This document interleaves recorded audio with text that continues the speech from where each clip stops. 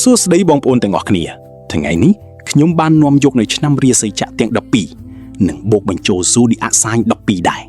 ដែលមានធាតុភ្លើងដីខ្យល់ទឹកដើម្បីយកនៅចំណេះដឹងសម្រាប់បងប្អូនឲ្យមានការកើនឡើងនៅចំណេះដឹងក្នុងឆ្នាំ2026នេះរួមពិសេសមិនត្រឹមតែប៉ុណ្ណោះទេខ្ញុំក៏បានយកនៅបុគ្គលល្បីៗជុំវិញពិភពលោករួមទាំងជាអ្នកមានទ្រព្យសម្បត្តិមហាសាលដែលពុំអាចកាត់ថ្លៃបានដែលបុគ្គលនីមួយៗមានឆ្នាំដែលស្ថិតក្នុងឆ្នាំស័ក្តិទាំង12របស់លោកអ្នកក្នុងការបណ្ដុះនៅមតិគំនិតពុទ្ធបរិស័ទទាំងក្នុងនិងក្រៅប្រទេសដើម្បីឲ្យស្ថានភាពផ្លូវចិត្តរបស់លោកអ្នករឹងមាំជាងឆ្នាំណាៗទាំងអស់ប្រធានបទរបស់ខ្ញុំមានដូចជាមើលនៅវាសនាទ្រព្យសម្បត្តិមិត្តភ័ក្តិគ្រួសារភាពជាអ្នកដឹកនាំសត្រូវគូព្រេងជំងឺកិត្តិយសការងារសំណាងភាពវិនិច្ឆ័យខ្លាំងនិងការទទួលបានផលខ្លាំងទស្សទាយឆ្នាំ2026និង2027សម្រាប់អ្នកកើតឆ្នាំជូតកណ្ដុររួមបញ្ចូលគ្នាសេចក្តីផ្ដើមអ្នកកើតឆ្នាំជូតឆ្នាំកណ្ដុរជាមនុស្សឆ្លាតវៃរហ័សរហួនចេះសម្របខ្លួននិងមានវិចារណញ្ញាណខ្ពស់នៅក្នុងឆ្នាំ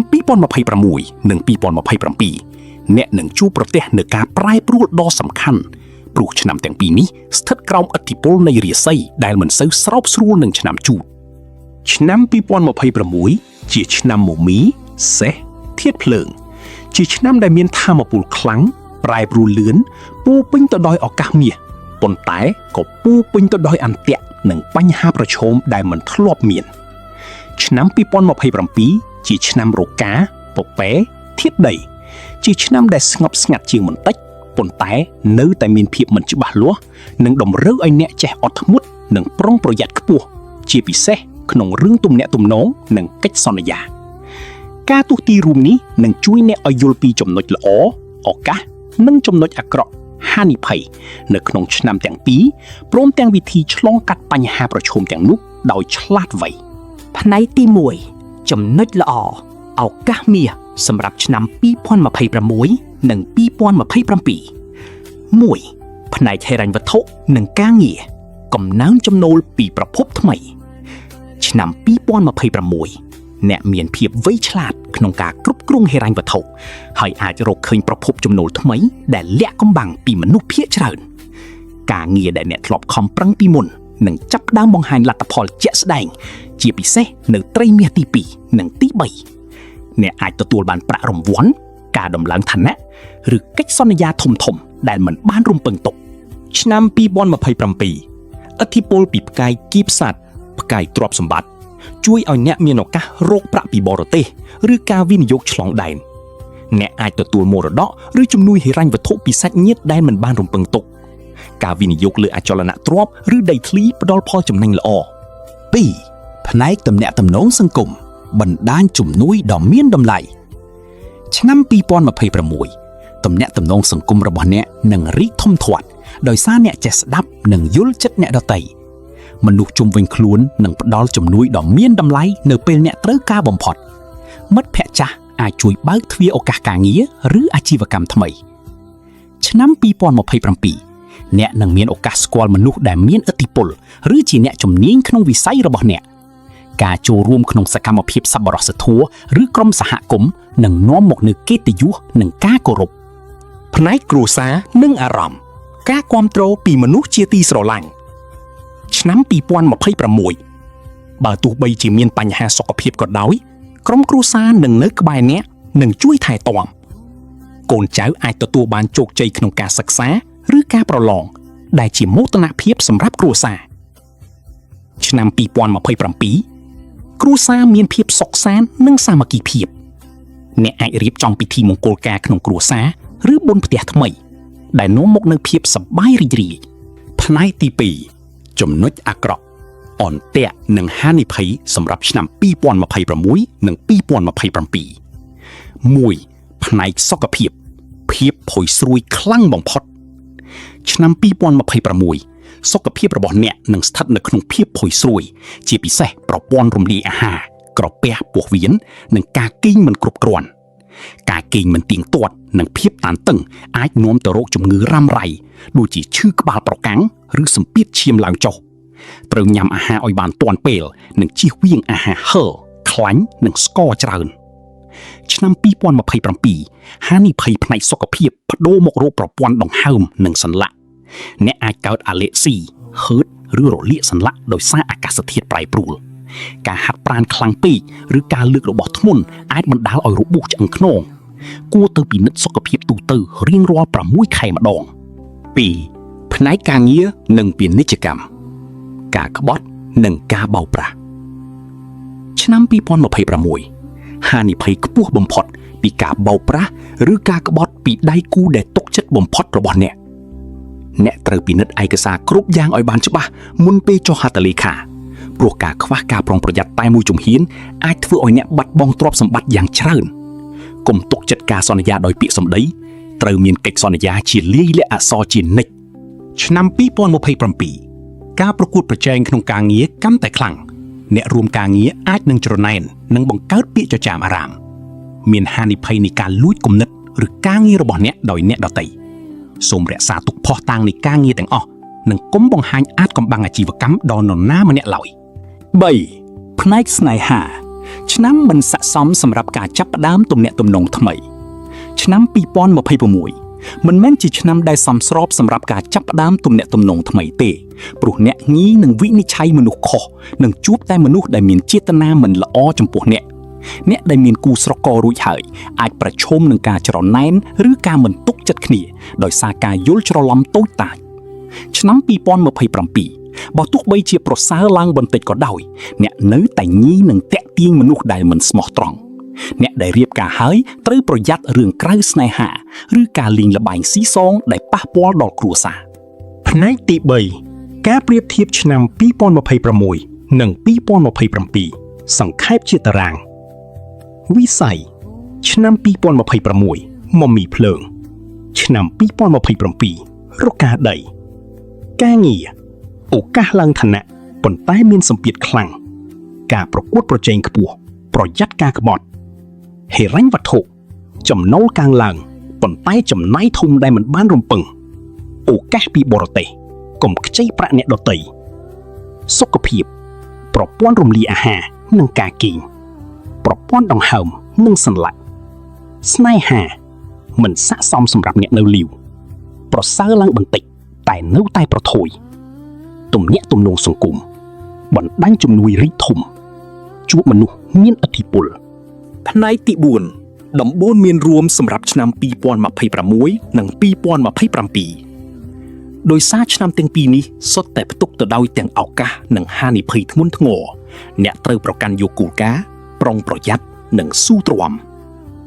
ខាងក្រោមនេះជាវិធីឆ្លងកាត់ឆ្នាំទាំងពីរដោយសុវត្ថិភាពនិងទទួលបានផលផ្លែដ៏ផ្អែមល្ហែមនៅចុងឆ្នាំ2027 1. ថែរក្សាសុខភាពជាអាទិភាពទី1កំណត់ពេលគេងឲ្យបានទៀងទាត់យ៉ាងតិច7 ទៅ 8 ម៉ោងក្នុងមួយយប់ញ៉ាំអាហារដែលងាយរំលាយដូចជាបបរស៊ុបបន្លែឆ្អិននិងផ្លែឈើដែលមានជាតិសរសៃខ្ពស់ហាត់ប្រាណស្រាលៗដូចជាដើរលឿនយូហ្គាឬតៃជីដើម្បីបង្កើនចរន្តឈាមនិងកាត់បន្ថយ stress 2. ត្រួតពិនិត្យគ្រប់កិច្ចសន្យាដោយប្រុងប្រយ័ត្នបំផុតមុនពេលចុះហត្ថលេខាលើឯកសារណាមួយសូមអានឲ្យចប់និងពិគ្រោះជាមួយមេធាវីឬអ្នកជំនាញកុំផ្ទេរប្រាក់ឬទទួលយកការវិនិយោគពីអ្នកដែលអ្នកមិនស្គាល់ច្បាស់រកទុករាល់ការសន្ទនាអ៊ីមែលនិងសារសំខាន់ៗដើម្បីប្រើជាភស្តុតាងនាពេលអនាគត 3. ជៀសវាងការសម្រេចចិត្តប្រញាប់ប្រញាល់ក្នុងរឿងស្នេហានិងអាជីវកម្មបើអ្នកនៅលីវជួបផ្ដោតលើការកសាងខ្លួនឯងជាមុនសិនកុំប្រញាប់រៀបការឬភ្ជាប់ពាក្យក្នុងឆ្នាំ2026បើអ្នកមានអាជីវកម្មមុននឹងពង្រីកឬចុះកិច្ចសន្យាថ្មីចូលសាកល្បងមើលទីផ្សារឲ្យបានច្បាស់និងមានផែនការបម្រុងទុក 4. ប្រើប្រាស់ពណ៌និងលេខសំណាងដើម្បីបង្កើនថាមពលវិជ្ជមានពណ៌សំណាងសម្រាប់ទាំងពីរឆ្នាំលឿងមាសប្រាក់សនិងបៃតងខ្ចីលេខសំណាង2 6 8 10 12ជៀសវាងពណ៌ក្រហមនិងខ្មៅព្រោះវាអាចបង្កើនជម្លោះនិងភាពតានតឹង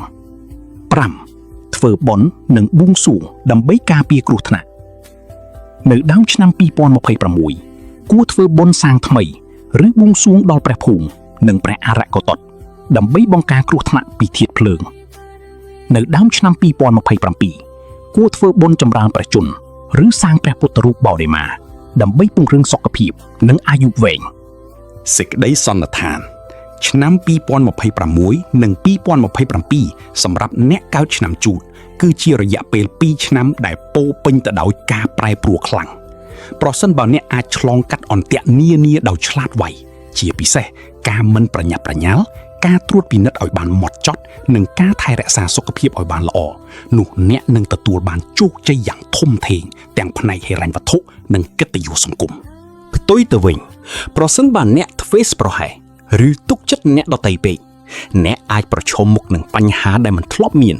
ដូចជាការខ្សែធនជំងឺរ៉ាំរ៉ៃឬការបែកបាក់គ្រួសារដូច្នេះចូលចងចាំថាឱកាសមាសមិនដែលមកដោយគ្មានតម្លៃអ្វីឡើយអ្នកត្រូវចេះថ្លឹងថ្លែងនិងការពារខ្លួនជានិច្ចសូមជូនពរឲ្យអ្នកឆ្លងកាត់ឆ្នាំទាំងពីរនេះដោយសុវត្ថិភាពនិងបាននូវផលផ្លែដ៏ផ្អែមល្ហាមតាមការរំពឹងទុកសេចក្តីសរុបឆ្នាំ2026និង2027សម្រាប់អ្នកកើតឆ្នាំជូតរយៈពេល2ឆ្នាំនេះម៉ូមីភ្លើង2026និងរកកាដី2027គឺជាដំណាក់កាលដែលពោពេញទៅដោយទាំងឱកាសមាសនិងអន្ទាក់ដ៏សាហាវអ្នកត្រូវការការប្រុងប្រយ័ត្នខ្ពស់បំផុតប៉ុន្តែបើឆ្លងកាត់បានជោគជ័យធំធេងនឹងនៅរងចាំចំណុចល្អទី1កំណើនហិរញ្ញវត្ថុនិងការងារ2026អ្នកមានភាពវៃឆ្លាតក្នុងការគ្រប់គ្រងប្រាក់អាចរកឃើញប្រភពចំណូលថ្មីដែលមនុស្សភាគច្រើនមើលមិនឃើញការងារដែលខំប្រឹងពីមុនចាប់ផ្ដើមបង្ហាញលទ្ធផលជាក់ស្ដែងជាពិសេសនៅត្រីមាសទី2និងទី3 2027ឥទ្ធិពលផ្កាយទ្រព្យនាំមកនូវឱកាសពីបរទេសការវិនិយោគលើអចលនទ្រព្យឬមរតកដែលមិនបានរំពឹងទុកប្រាក់ចំណូលកើនឡើងគួរឲ្យកត់សម្គាល់បើចេះគ្រប់គ្រងឲ្យបានត្រឹមត្រូវចំណុចល្អទី2ទំនាក់ទំនងសង្គមនិងជំនួយពីបណ្ដាញអ្នកចេះស្ដាប់និងយល់ចិត្តអ្នកដទៃធ្វើឲ្យទំនាក់ទំនងសង្គមរីកធំធាត់មនុស្សជុំវិញខ្លួនជាពិសេសមិត្តភក្តិចាស់និងសាច់ញាតិនឹងផ្ដល់ជំនួយដ៏មានតម្លៃនៅពេលអ្នកត្រូវការបំផុតនៅឆ្នាំ2027អ្នកក៏មានឱកាសស្គាល់មនុស្សមានឥទ្ធិពលដែលអាចបើកទ្វារឱកាសថ្មីក្នុងអាជីពឬអាជីវកម្ម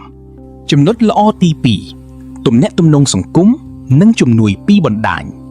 អ្នកចេះស្ដាប់និងយល់ចិត្តអ្នកដទៃធ្វើឲ្យទំនាក់ទំនងសង្គមរីកធំធាត់មនុស្សជុំវិញខ្លួនជាពិសេសមិត្តភក្តិចាស់និងសាច់ញាតិនឹងផ្ដល់ជំនួយដ៏មានតម្លៃនៅពេលអ្នកត្រូវការបំផុតនៅឆ្នាំ2027អ្នកក៏មានឱកាសស្គាល់មនុស្សមានឥទ្ធិពលដែលអាចបើកទ្វារឱកាសថ្មីក្នុងអាជីពឬអាជីវកម្ម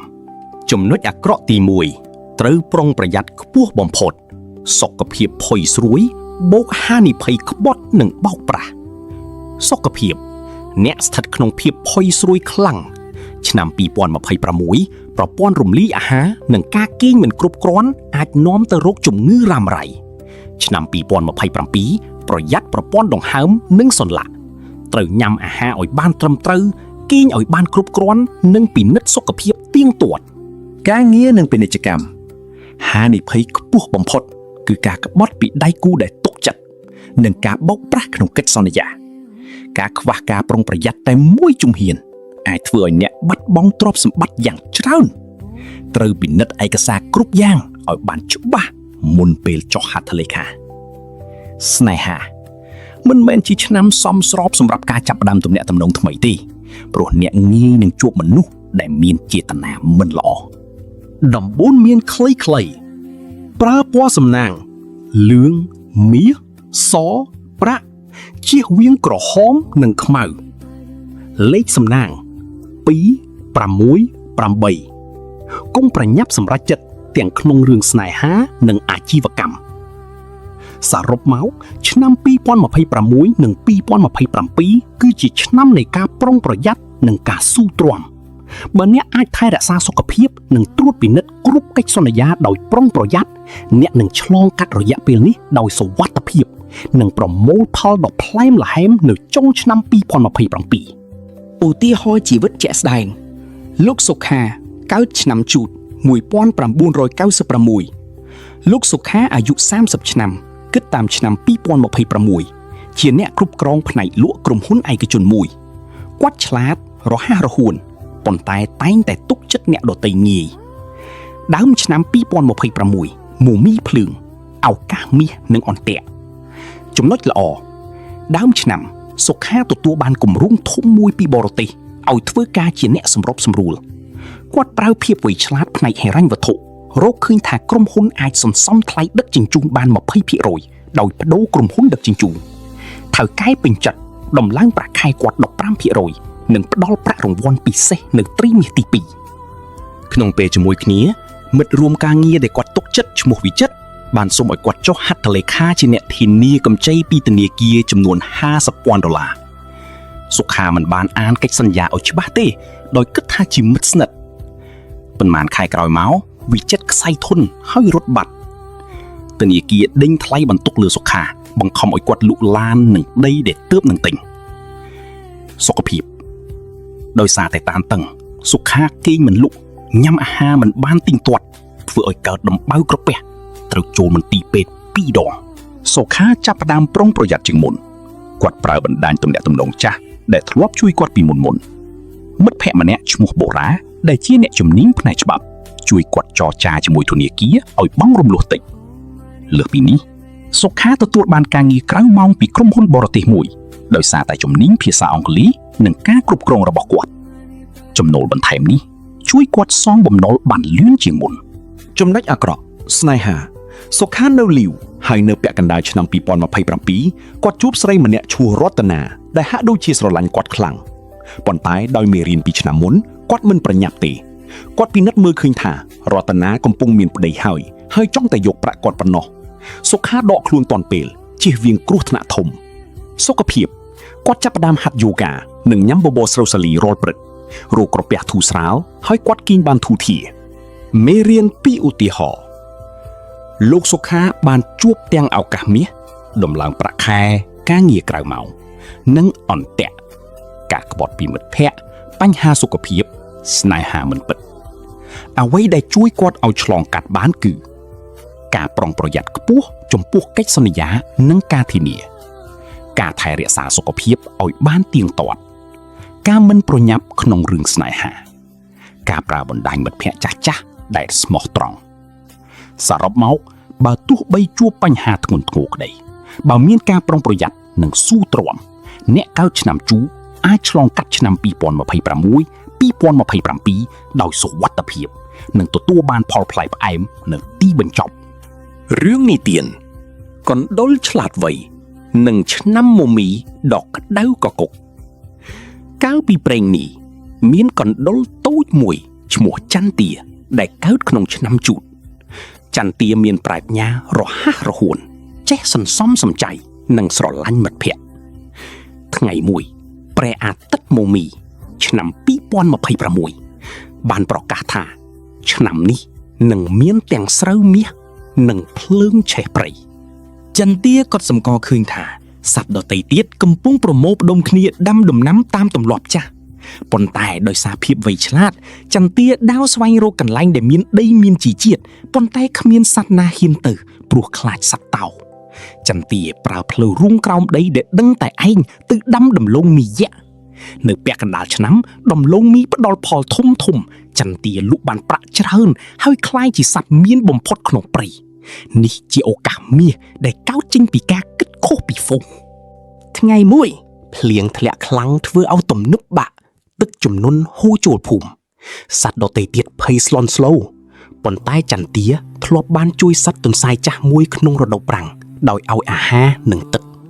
សត្វទន្សាយនោះបានតបស្នងដោយប្រាប់ឲ្យដឹងពីរូងក្រោមដីសម្ងាត់ដែលអាចជំរុកពីទឹកជំនន់ចន្ទាបាននាំក្រុមគ្រួសារនិងមិត្តភ័ក្តិចូលទៅក្នុងរូងនោះរួចផុតពីគ្រោះគាត់បានដឹងថាការចេះស្ដាប់និងយល់ចិត្តអ្នកដទៃនាំមកនូវជំនួយនៅពេលត្រូវការបំផុតទោះជាមានទ្រព្យនិងមិត្តល្អក្តីចន្ទាក៏មិនបានថែរក្សាខ្លួនឲ្យបានល្អគាត់ញ៉ាំដំឡូងមីច្រើនពេកគេងមិនទៀងទាត់ហើយមិនព្រមហាត់ប្រាណរំពេចនោះគាត់កើតរោគក្រពះធ្ងន់ធ្ងរឈឺចាប់ខ្លាំង ត្រូវចូលសម្រាប់ព្យាបាលអស់រយៈពេលជាច្រើនខែ ក្នុងពេលដែលចន្ទាឈឺមិត្តភ័ក្តិដែលគាត់ទុកចិត្តបំផុតម្នាក់ឈ្មោះសេរីជាសត្វពស់បានយកឯកសារកម្ចីមកឲ្យចន្ទាចុះហត្ថលេខាដោយថាជាកិច្ចសន្យាជួយគ្នាបន្តិចបន្តួចចន្ទាដោយក្តៅខ្លួននឹងឈឺចាប់ក៏ចុះហត្ថលេខាដោយមិនបានអានឲ្យច្បាស់ក្រោយមកគាត់ដឹងថាសេរីបានបោកប្រាស់គាត់ធ្វើឲ្យគាត់បាត់បង់ដីស្រែនិងទ្រព្យសម្បត្តិស្ទើរទាំងអស់ សំណាងល្អមិត្តភ័ក្តិចាស់ៗដូចជាទុនសាយនិងក្អែកបានមកជួយពួកគេនាំចន្ទាទៅព្យាបាលរោគក្រពះតាមវិជ្ជាបញ្ជារបស់សត្វទីទុយជាគ្រូពេទ្យចន្ទារៀនសូត្រពីកំហុសត្រូវថែរក្សាសុខភាពជាអាទិភាពទី1មុននឹងចុះហត្ថលេខាលើឯកសារណាមួយត្រូវអានឲ្យបានច្បាស់និងពិគ្រោះជាមួយអ្នកជំនាញកុំប្រញាប់ប្រញាល់សម្រេចចិត្តទោះបីជាមានទំនុកចិត្តយ៉ាងណាក៏ដោយនៅចុងឆ្នាំរកា2027ចន្ទាអាចសង្គ្រោះខ្លួនឡើងវិញបានខ្លះៗដោយសារភាពឆ្លាតវៃនិងមិត្តស្មោះត្រង់គាត់និយាយថា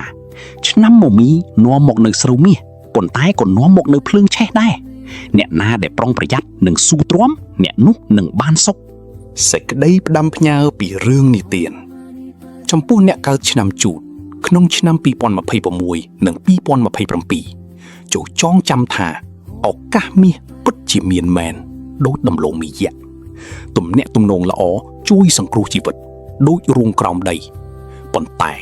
សុខភាពនិងការប្រុងប្រយ័ត្នចំពោះកិច្ចសន្យានិងការក្បត់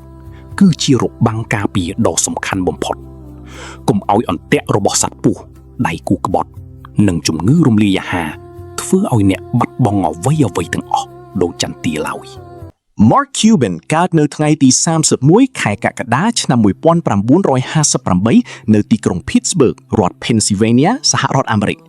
ឆ្នាំកំណើតរបស់គាត់គឺឆ្នាំជូតរាសីខ្មែរហើយសញ្ញា Zodiac របស់គាត់គឺ Leo សឹងដែលជាធាតុភ្លើងបង្ហាញពីភាពក្លាហាននិងភាពជាអ្នកដឹកនាំបច្ចុប្បន្ននេះ Mark Cuban មានអាយុ67ឆ្នាំហើយគាត់នៅតែសកម្មខ្លាំងក្នុងវិស័យជំនួញនិងទូរទស្សន៍គាត់គឺជាអ្នកជំនួញដែលទទួលបានជោគជ័យយ៉ាងខ្លាំងម្នាក់ក្នុងចំណោមមហាសេដ្ឋីអាមេរិកាំងដែលបង្កើតទ្រព្យសម្បត្តិដោយខ្លួនឯង self-made មុខរបរបច្ចុប្បន្នរបស់គាត់រួមមានវិនិយោគិនជាតារាសម្ដែងក្នុងកម្មវិធី Shark Tank ដែលគាត់ផ្ដល់ដំបូន្មាននិងវិនិយោគលើអាជីវកម្មខ្នាតតូចគាត់ក៏ជាម្ចាស់ភាគហ៊ុនភាគច្រើននៃក្រុមបាល់បោះ Dallas Mavericks ដែលគាត់បានទិញក្នុងឆ្នាំ2000ក្នុងតម្លៃ$285 លានក្រៅពីនេះគាត់ក៏ជាសហម្ចាស់នៃបណ្ដាញទូរទស្សន៍ AXS TV និងជាអ្នកវិនិយោគសំខាន់លើក្រុមហ៊ុន Cost Plus Drugs ដែលជាក្រុមហ៊ុនឱសថផ្ទាល់ដល់អ្នកប្រើប្រាស់ដែលលក់ថ្នាំក្នុងតម្លៃទាបទ្រព្យសម្បត្តិរបស់ Mark Cuban ក្នុងឆ្នាំ2026ត្រូវបានគេប៉ាន់ស្មានថាមានចន្លោះពី5ទៅ$7,000 លាន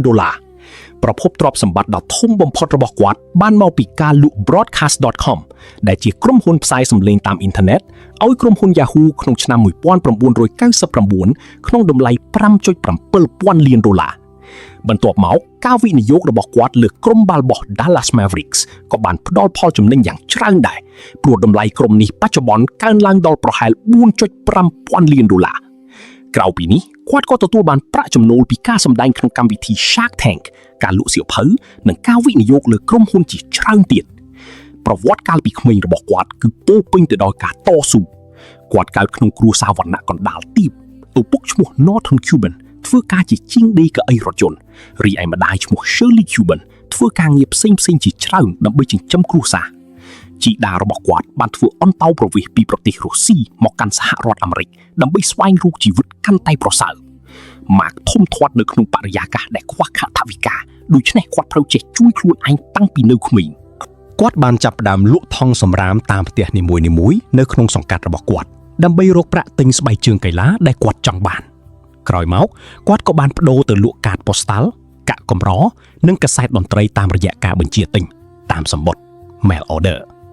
នៅពេលគាត់ចូលរៀននៅសាកលវិទ្យាល័យ Indiana University គាត់ប្រឈមមុខនឹងបញ្ហាថ្លៃសិក្សាថ្លៃគាត់សម្រេចចិត្តបង់ថ្លៃសិក្សាដោយខ្លួនឯងតាមរយៈការបង្រៀនរាំ disco និងការរៀបចំពិធីជប់លៀងធំៗនៅតាមបារក្នុងតំបន់គាត់ថែមទាំងបានរៀបចំព្រឹត្តិការណ៍រាំដ៏ធំមួយឈ្មោះ Disco Night ដែលទាក់ទាញមនុស្សរាប់រយនាក់និងរកចំណូលបានរាប់ពាន់ដុល្លារបន្ទាប់ពីបញ្ចប់ការសិក្សានៅឆ្នាំ1981គាត់បានផ្លាស់ទៅរស់នៅទីក្រុង Dallas រដ្ឋ Texas ហើយបានទទួលការងារជាអ្នកលក់កម្មវិធីកុំព្យូទ័រនៅក្រុមហ៊ុនមួយប៉ុន្តែมันយូរប៉ុន្មានគាត់ត្រូវបានបណ្តេញចេញក្រោយពីធ្វើការបានតែ8ខែប៉ុណ្ណោះ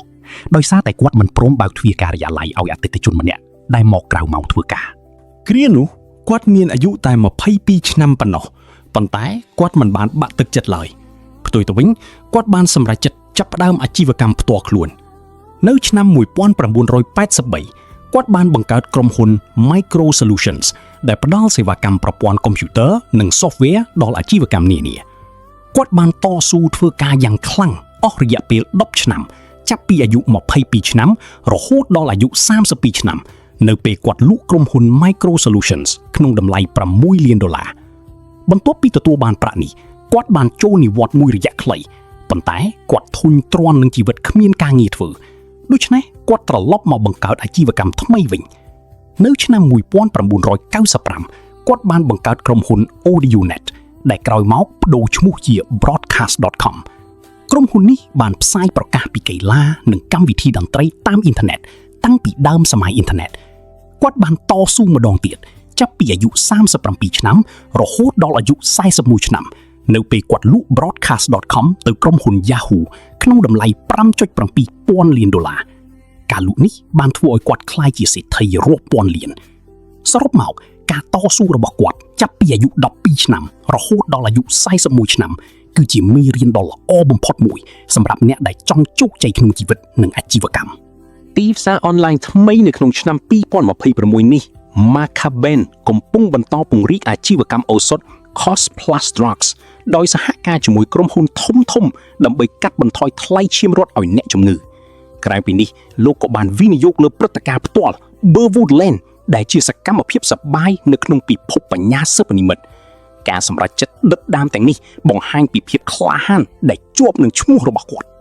ចំណុចល្អនៃវាសនា Macaben ទី1គាត់មានសុខភាពល្អនិងថាមពលខ្លាំងពីកំណើតទី2គាត់មានបញ្ញាស្មារតីមុតស្រួចអាចរៀនអ្វីថ្មីបានយ៉ាងឆាប់រហ័សជាពិសេសផ្នែកបច្ចេកវិទ្យាទី3គាត់មានជំនាញក្នុងការមើលឃើញឱកាសដែលអ្នកដទៃមើលមិនឃើញដូចជាការផ្សាយសម្លេងតាមអ៊ីនធឺណិតនៅដើមសម័យ Digital ទី4គាត់មានទំនុកចិត្តលើខ្លួនឯងខ្ពស់និងមិនខ្លាចបរាជ័យទី5គាត់កើតនៅសម័យដែលបច្ចេកវិទ្យាកុំព្យូទ័រនិងអ៊ីនធឺណិតកំពុងរីកចម្រើនដែលសមស្របនឹងទេពកោសល្យរបស់គាត់មេរៀនពីចំណុចល្អវាសនាអំណោយផលមិនមែនមានន័យថាកើតមកមានប្រកាសទេតែវាជាការផ្ដល់នូវគុណសម្បត្តិខាងក្នុងដូចជាបញ្ញាសុខភាពនិងឱកាសសម័យកាលការទទួលស្គាល់នូវចំណុចខ្លាំងរបស់ខ្លួនឯងនិងការចេះប្រើប្រាស់ឱកាសពីបរិស្ថានគឺជាកត្តាសំខាន់ជាងការកោតក្នុងគ្រួសារអ្នកមានចំណុចអាក្រក់នៃវាសនា Macaben ទី1គាត់កើតក្នុងគ្រួសារក្រីក្រដែលគ្មានទំនាក់ទំនងសង្គមនិងធនធានហិរញ្ញវត្ថុដើមទុនទី2គាត់មិនមែនជាមនុស្សពូកែខាងការសិក្សាបែបប្រពៃណីទេគាត់មិនចូលចិត្តរៀនតាមសៀវភៅហើយថែមទាំងត្រូវបានគេធ្វើរោគវិនិច្ឆ័យថាមានបញ្ហាការយកចិត្តទុកដាក់ ADD កាលពីក្មេងទី3គាត់ប្រឈមមុខនឹងការបដិសេធនិងការបណ្តេញចេញពីការងារជាច្រើនលើកច្រើនសារទី4នៅវ័យជំទង់គាត់មិនមានគ្រូបង្ហាត់ឬអ្នកណែនាំដែលអាចជួយគាត់ឲ្យឃើញផ្លូវជីវិតច្បាស់លាស់នោះទេទី5ឱកាសអាជីវកម្មដំបូងរបស់គាត់ដូចជា Micro Solution ទាមទារការលះបង់ពេលវេលានិងសុខភាពយ៉ាងច្រើនដោយគាត់ត្រូវធ្វើការដល់ទៅ12ទៅ14ម៉ោងក្នុងមួយថ្ងៃមេរៀនពីចំណុចអាក្រក់វាសនាអាក្រក់ដូចជាភាពក្រីក្របញ្ហាសុខភាពផ្លូវចិត្តនិងការខ្វះការគាំទ្រមិនមែនជាឧបសគ្គដែលមិនអាចឆ្លងកាត់បានទេផ្ទុយទៅវិញគេអាចប្រើប្រាស់ភាពលំបាកទាំងនោះជាឥន្ធនៈបញ្ឆេះការតស៊ូម៉ាក់បានបង្ហាញថាសូម្បីតែមានបញ្ហាការយកចិត្តទុកដាក់ក៏អាចក្លាយជាចំណុចខ្លាំងបានប្រសិនបើគេចេះផ្ចង់អារម្មណ៍លើអ្វីដែលខ្លួនស្រឡាញ់ការផ្លាស់ប្ដូរវាសនាតាមរយៈការសម្រេចចិត្តចំណុចរបត់ដ៏ធំបំផុតរបស់ម៉ាក់បានកើតឡើងនៅពេលគាត់សម្រេចចិត្តចាប់ផ្ដើមអាជីវកម្មផ្ទាល់ខ្លួនបន្ទាប់ពីត្រូវបានបណ្តេញចេញគាត់បានបង្កើត Micro Solutions នៅឆ្នាំ1983និងលក់វាក្នុងតម្លៃ$6 លាននៅឆ្នាំ1990ប៉ុន្តែវាសនាមិនទាន់បញ្ចប់ត្រឹមនោះទេគាត់បានបន្តបង្កើត Broadcast.com នៅឆ្នាំ1995ហើយលក់ឲ្យ Yahoo ក្នុងតម្លៃ$5.7 ពាន់លាននៅឆ្នាំ1999 ការសម្រេចចិត្តទាំងនេះមិនមែនកើតឡើងដោយចៃដន្យទេវាជាលទ្ធផលនៃការសិក្សាស្រាវជ្រាវការសង្កេតនិតនៃបច្ចេកទេសនិងការលះបង់កម្លាំងកាយចិត្តរឿងគួរឲ្យកត់សម្គាល់មួយទៀតនោះគឺគាត់ស្ទើរតែបាត់បង់ឱកាសលក់ broadcast.com ដោយសារតែគាត់ទាមទារតម្លៃខ្ពស់ពេកប៉ុន្តែវាសនាបានញញឹមដាក់គាត់នៅពេល Yahoo យល់ព្រមតាមការទាមទាររបស់គាត់មេរៀនជីវិតពិតពីវាសនា Mark Cuban 1. វាសនាមិនមែនជាជោគវាសនាដែលគេកំណត់ទុកជាមុនទេ Mark មិនដែលអង្គុយរង់ចាំសំណាងធ្លាក់មកលើខ្លួនឡើយគាត់បានបង្កើតឱកាសដោយខ្លួនឯងតាមរយៈការខិតខំនិងការសុំព័ត៌មានជានិច្ច 2. ភាពក្រីក្រកាលពីក្មេងអាចក្លាយជាអាវុធសម្រាប់ប្រយុទ្ធបទពិសោធន៍លក់ថងសម្រាមនិងការបង្រៀនរាំបានបង្រៀនគាត់ពីតម្លៃនៃប្រាក់មួយកាក់និងសារៈសំខាន់នៃសេវាកម្មអតិថិជន 3. ការបរាជ័យនិងការបណ្ដេញចេញមិនមែនជាទីបញ្ចប់នៃវាសនាទេការបណ្ដេញចេញពីការងារដំបូងបានជំរុញឲ្យគាត់ក្លាយជាអ្នកជំនួញឯករាជ្យ 4. សំណាងពិតជាមានមែនប៉ុន្តែវាចូលចិត្តមករកអ្នកដែលត្រៀមខ្លួនរួចជាស្រេច Mark បានសិក្សាអំពីអ៊ីនធឺណិតនិងការផ្សាយតាមប្រព័ន្ធ Digital អស់ជាច្រើនឆ្នាំមុនពេលទីផ្សាររីកដុះដាល 5. ការចេះប្រទប់ប្រធានក្នុងកម្រិតសមស្របគឺជាផ្នែកមួយនៃវាសនាល្អប្រសិនបើ Mark មិនហ៊ានខ្ចីប្រាក់មកវិនិយោគលើ Micro Solutions ទេគាត់ប្រហែលជានៅតែជាអ្នកលក់កម្មវិធីកុំព្យូទ័រធម្មតាចំណុចអាក្រក់ដែលត្រូវប្រុងប្រយ័ត្នទោះបីជា Mark ទទួលបានជោគជ័យយ៉ាងធំក៏ដោយវាសនារបស់គាត់ក៏មិនមែនគ្មានតំបន់ងងឹតដែរគាត់បានបាត់បង់ឱកាសវិនិយោគដ៏ច្រើនដោយសារតែការសម្រេចចិត្តប្រញាប់ប្រញាល់គាត់ធ្លាប់ទទួលស្គាល់ថាគាត់បានបាត់បង់ប្រាក់រាប់សិបលានដុល្លារពីការវិនិយោគលើក្រុមហ៊ុនដែលគាត់មិនបានសិក្សាឲ្យបានហ្មត់ចត់លើសពីនេះទៀតភាពជោគជ័យដ៏ធំធេងបាននាំមកនូវភាពតានតឹងផ្នែកចិត្តនិងសម្ពាធពីសង្គមគាត់បាននិយាយថាគាត់ស្ទើរតែដួលសន្លប់ដោយសារតែការងារលើសទម្ងន់ក្នុងអំឡុងពេលបង្កើត broadcast.com វាសនាដែលហាក់ដូចជាភ្លឺស្វាងនោះពិតជាបានលួចយកពេលវេលាសម្រាកលំហែកាយនិងទំនាក់ទំនងគ្រួសាររបស់គាត់ទៅវិញមួយផ្នែកធំសេចក្តីសង្ខេបវាសនារបស់ Mark Cuban គឺជាឧទាហរណ៍ដ៏រស់រវើកនៃការផ្លាស់ប្ដូរពីភាពក្រីក្រទៅកាន់មហាសេដ្ឋីតាមរយៈការខិតខំប្រឹងប្រែងការសិក្សានិងការចាប់យកឱកាសតាមសម័យកាល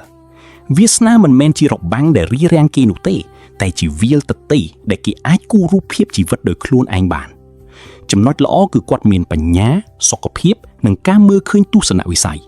រីឯចំណុចអាក្រក់គឺគាត់កើតក្នុងភាពក្រីក្រនិងប្រឈមនឹងការបរាជ័យជាច្រើនអ្វីដែលសំខាន់បំផុតដែលយើងអាចរៀនពីគាត់នោះគឺវាសនាមិនដែលកំណត់ទុកជាមុនថាអ្នកណានឹងក្លាយជាអ្នកមាននោះទេវាគឺជាការសម្រេចចិត្តតូចតាចប្រចាំថ្ងៃរបស់អ្នកដែលបង្កើតជាផ្លូវទៅកាន់ភាពជោគជ័យឬបរាជ័យដូច្នេះយើងម្នាក់មានសិទ្ធិកែប្រែវាសនារបស់ខ្លួនបានចាប់ពីពេលនេះតទៅឆេវឆៅនិងភាពជាអ្នកដឹកនាំពាក្យថាឆេវឆៅនិងភាពជាអ្នកដឹកនាំគឺជាផ្នែកសំខាន់បំផុតមួយក្នុងជីវិតរបស់ Mike Cuban ពេលគេនិយាយដល់គាត់គេតែងតែនឹកឃើញពីមនុស្សក្លាហានមិនខ្លាចអ្នកណាចេះប្រថុយប្រឋាននិងមានភាពជាអ្នកដឹកនាំខ្ពស់តាមធម្មជាតិ Mike គឺជាមនុស្សឆេវឆៅពីកំណើតកាលពីនៅក្មេងគាត់លក់ថង់សម្រាមបង្រៀនរាំនិងរៀបចំពិធីជប់លៀងដើម្បីរកលុយទិញស្បែកជើងកីឡាគាត់មិនដែលខ្លាចក្នុងការធ្វើអ្វីដែលខុសពីគេនោះទេភាពឆេវឆៅរបស់គាត់បានបង្ហាញយ៉ាងច្បាស់នៅពេលគាត់សម្រេចចិត្តចាកចេញពីការងារដែលគាត់មិនពេញចិត្តហើយចាប់ផ្ដើមអាជីវកម្មផ្ទាល់ខ្លួនភាពក្លាហានរបស់គាត់ក៏បានដើរតួនាទីយ៉ាងសំខាន់ក្នុងការទិញក្រុមបាល់បោះ Dallas Mavericks គាត់បានប្រថុយយកប្រាក់ដែលគាត់រកបានពីការលក់ broadcast.com មកវិនិយោគលើក្រុមបាល់បោះមួយដែលខ្សោយហើយបានផ្លាស់ប្ដូរវាទាំងស្រុងចំណុចល្អនៃភាពឆេវឆៅនិងការដឹកនាំដំបូងភាពឆេវឆៅរបស់ Mark ជំរុញឲ្យគាត់មិនចេះបោះបង់គាត់អាចដេញតាមគោលដៅដែលខ្លួនចង់បានរហូតដល់សម្រេចទី2គាត់មិនខ្លាចក្នុងការប្រឈមមុខនឹងបញ្ហាធំឡើយគាត់បានបោះជំហានចូលក្នុងវិស័យថ្មីដូចជាការផ្សាយសម្លេងតាមអ៊ីនធឺណិតនិងឱសថថោកទី3គាត់បានប្រើប្រាស់ភាពឆេវឆៅរបស់ខ្លួនដើម្បីកសាងវប្បធម៌ការងារដែលផ្អែកលើការផ្ដល់សិទ្ធិអំណាចដល់បុគ្គលិកនិងការលើកទឹកចិត្តឲ្យពួកគេធ្វើការប្រកបដោយភាពច្នៃប្រឌិត ទី4ភាពក្លាហានរបស់គាត់បានពាក់ទាញអ្នកវិនិយោគនិងដៃគូអាជីវកម្មជាច្រើនអ្នករាល់គ្នាចង់ធ្វើការជាមួយបុគ្គលដែលមានចក្ខុវិស័យច្បាស់លាស់និងមានឆន្ទៈមុតមមមេរៀនពីចំណុចល្អកុំភ័យខ្លាចនឹងការបរាជ័យសូម្បីតែបរាជ័យរាប់សិបដងក៏ដោយការបោះបង់គឺជាការបរាជ័យតែមួយគត់ចំណុចអាក្រក់នៃភាពឆេវឆាវ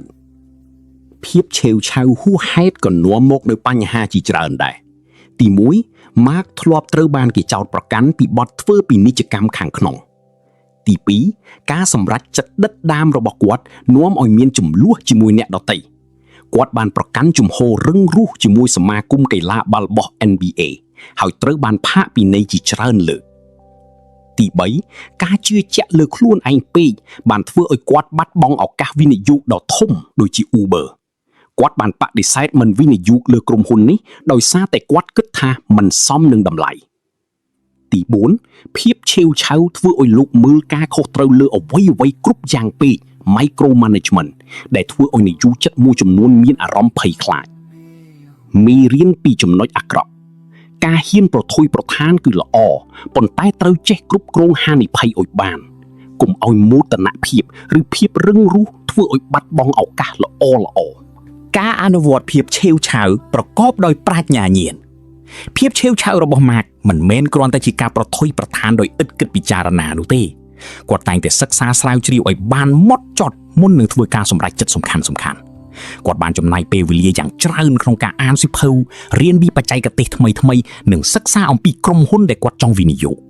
គាត់យល់ថាភាពជោគជ័យមិនមែនមកពីសំណាងទេប៉ុន្តែមកពីការរៀបចំផែនការឲ្យបានល្អនិងការប្រតិបត្តិឲ្យបានល្អឥតខ្ចោះ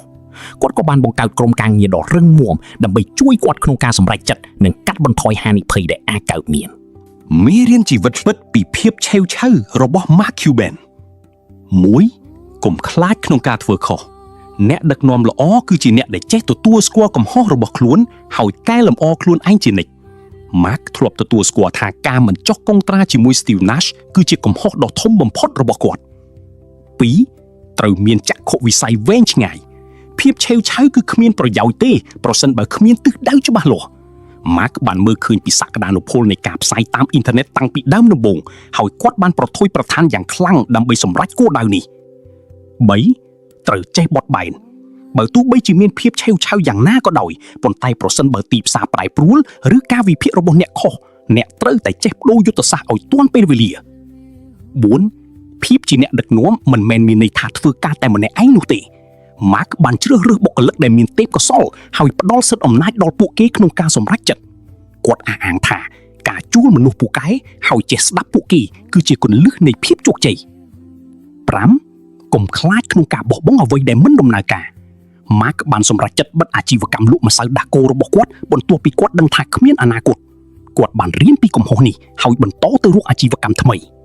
គន្លឹះសម្រាប់អ្នកដែលចង់ក្លាយជាអ្នកដឹកនាំឆេវឆាវប្រសិនបើអ្នកចង់ទទួលបានជោគជ័យដូច Mark Cuban អ្នកត្រូវតែ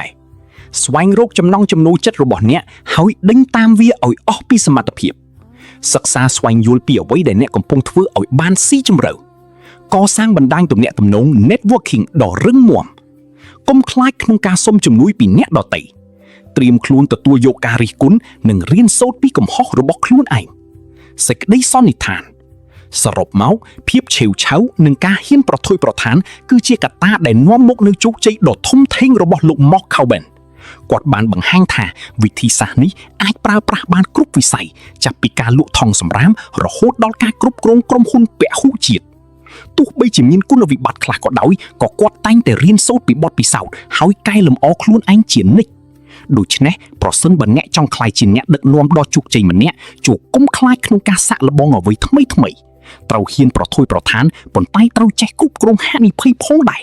ហើយសំខាន់បំផុតត្រូវតែមានចក្ខុវិស័យច្បាស់លាស់ព្រមទាំងភាពស្មោះត្រង់និងការលះបង់ខ្ពស់ចំពោះការងារ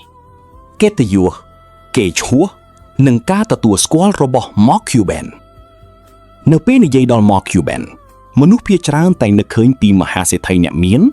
តារាក្នុងកម្មវិធី Shark Tank និងម្ចាស់ក្រុមបាល់បោះ Dallas Mavericks ប៉ុន្តែក្រោយភាពជោគជ័យនិងកិត្តិនាមដ៏ត្រចះត្រចង់នេះគឺជាការតស៊ូការខិតខំនិងការរៀនសូត្រពីកំហុសជាច្រើនកិត្តិយស ការទទួលស្គាល់និងកេរ្តិ៍ឈ្មោះរបស់គាត់សុទ្ធតែកើតចេញពីការប្រព្រឹត្តនិងការសម្រេចចិត្តរបស់គាត់ផ្ទាល់ចំណុចល្អនៃកិត្តិយសនិងការទទួលស្គាល់របស់ Mark Cuban ក្នុងឆ្នាំ2026ទ្រព្យសម្បត្តិរបស់ Mark Cuban ត្រូវបានគេប៉ាន់ស្មានថាមានប្រហែល$6,000 លានដែលធ្វើឲ្យគាត់ក្លាយជាអ្នកមានជាងគេម្នាក់ក្នុងចំណោមតារាសម្ដែងក្នុងកម្មវិធី Shark Tank ក្រោយពីភាពជោគជ័យក្នុងរឿងហិរញ្ញវត្ថុគាត់ក៏ទទួលបានការទទួលស្គាល់ជាច្រើនទៀតផងដែរភាពជាអ្នកដឹកនាំក្នុងវិស័យកីឡាគាត់ត្រូវបានគេទទួលស្គាល់ថាជាម្ចាស់ក្រុមបាល់បោះដ៏ល្អបំផុតម្នាក់បន្ទាប់ពីគាត់បាននាំក្រុម Dallas Mavericks ទៅកាន់ជើងឯក NBA លើកដំបូងក្នុងប្រវត្តិសាស្ត្រក្នុងឆ្នាំ2011ឥទ្ធិពលក្នុងវិស័យទូរទស្សន៍គាត់គឺជាតារាសម្ដែងដ៏សំខាន់ម្នាក់នៅក្នុងកម្មវិធី Shark Tank អស់រយៈពេលជាច្រើនឆ្នាំហើយបានទទួលការតែងតាំងពានរង្វាន់ Prime Time Emmy ចំនួន9លើកហើយថែមទាំងបានឈ្នះពានរង្វាន់ Emmy ជាអ្នកសម្របសម្រួលផលិតកម្មក្នុងឆ្នាំ2024ទៀតផងសប្បុរសធម៌និងការបង្កើតឱកាសតាមរយៈ Mark Cuban Foundation គាត់បានផ្ដោតលើការអប់រំនិងការបណ្ដុះបណ្ដាលជំនាញបច្ចេកវិទ្យាដល់យុវជន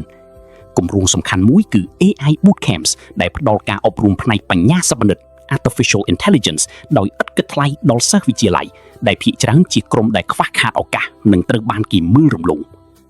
ការដឹកនាំប្រកបដោយការបដិញ្ញានិងការយកចិត្តទុកដាក់ Mark Cuban តែងតែលើកឡើងថាការយកចិត្តទុកដាក់ caring គឺជាគុណសម្បត្តិដ៏សំខាន់បំផុតរបស់អ្នកដឹកនាំល្អ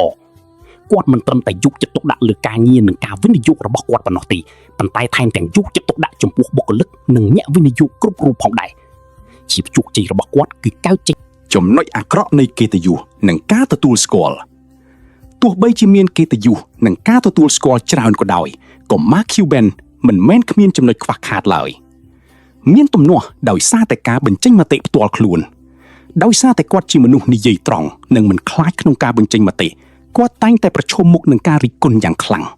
ជាឧទាហរណ៍នៅពេលដែលគាត់ត្រូវបានគេសួរតាក់ទងនឹងការផ្ដល់ជំនួយដល់អ៊ុយក្រែនគាត់បានឆ្លើយតបយ៉ាងចំដែលបណ្ដាលឲ្យមានការរិះគន់និងការចោទប្រកាន់ថាជាមនុស្សពុតបុត្រ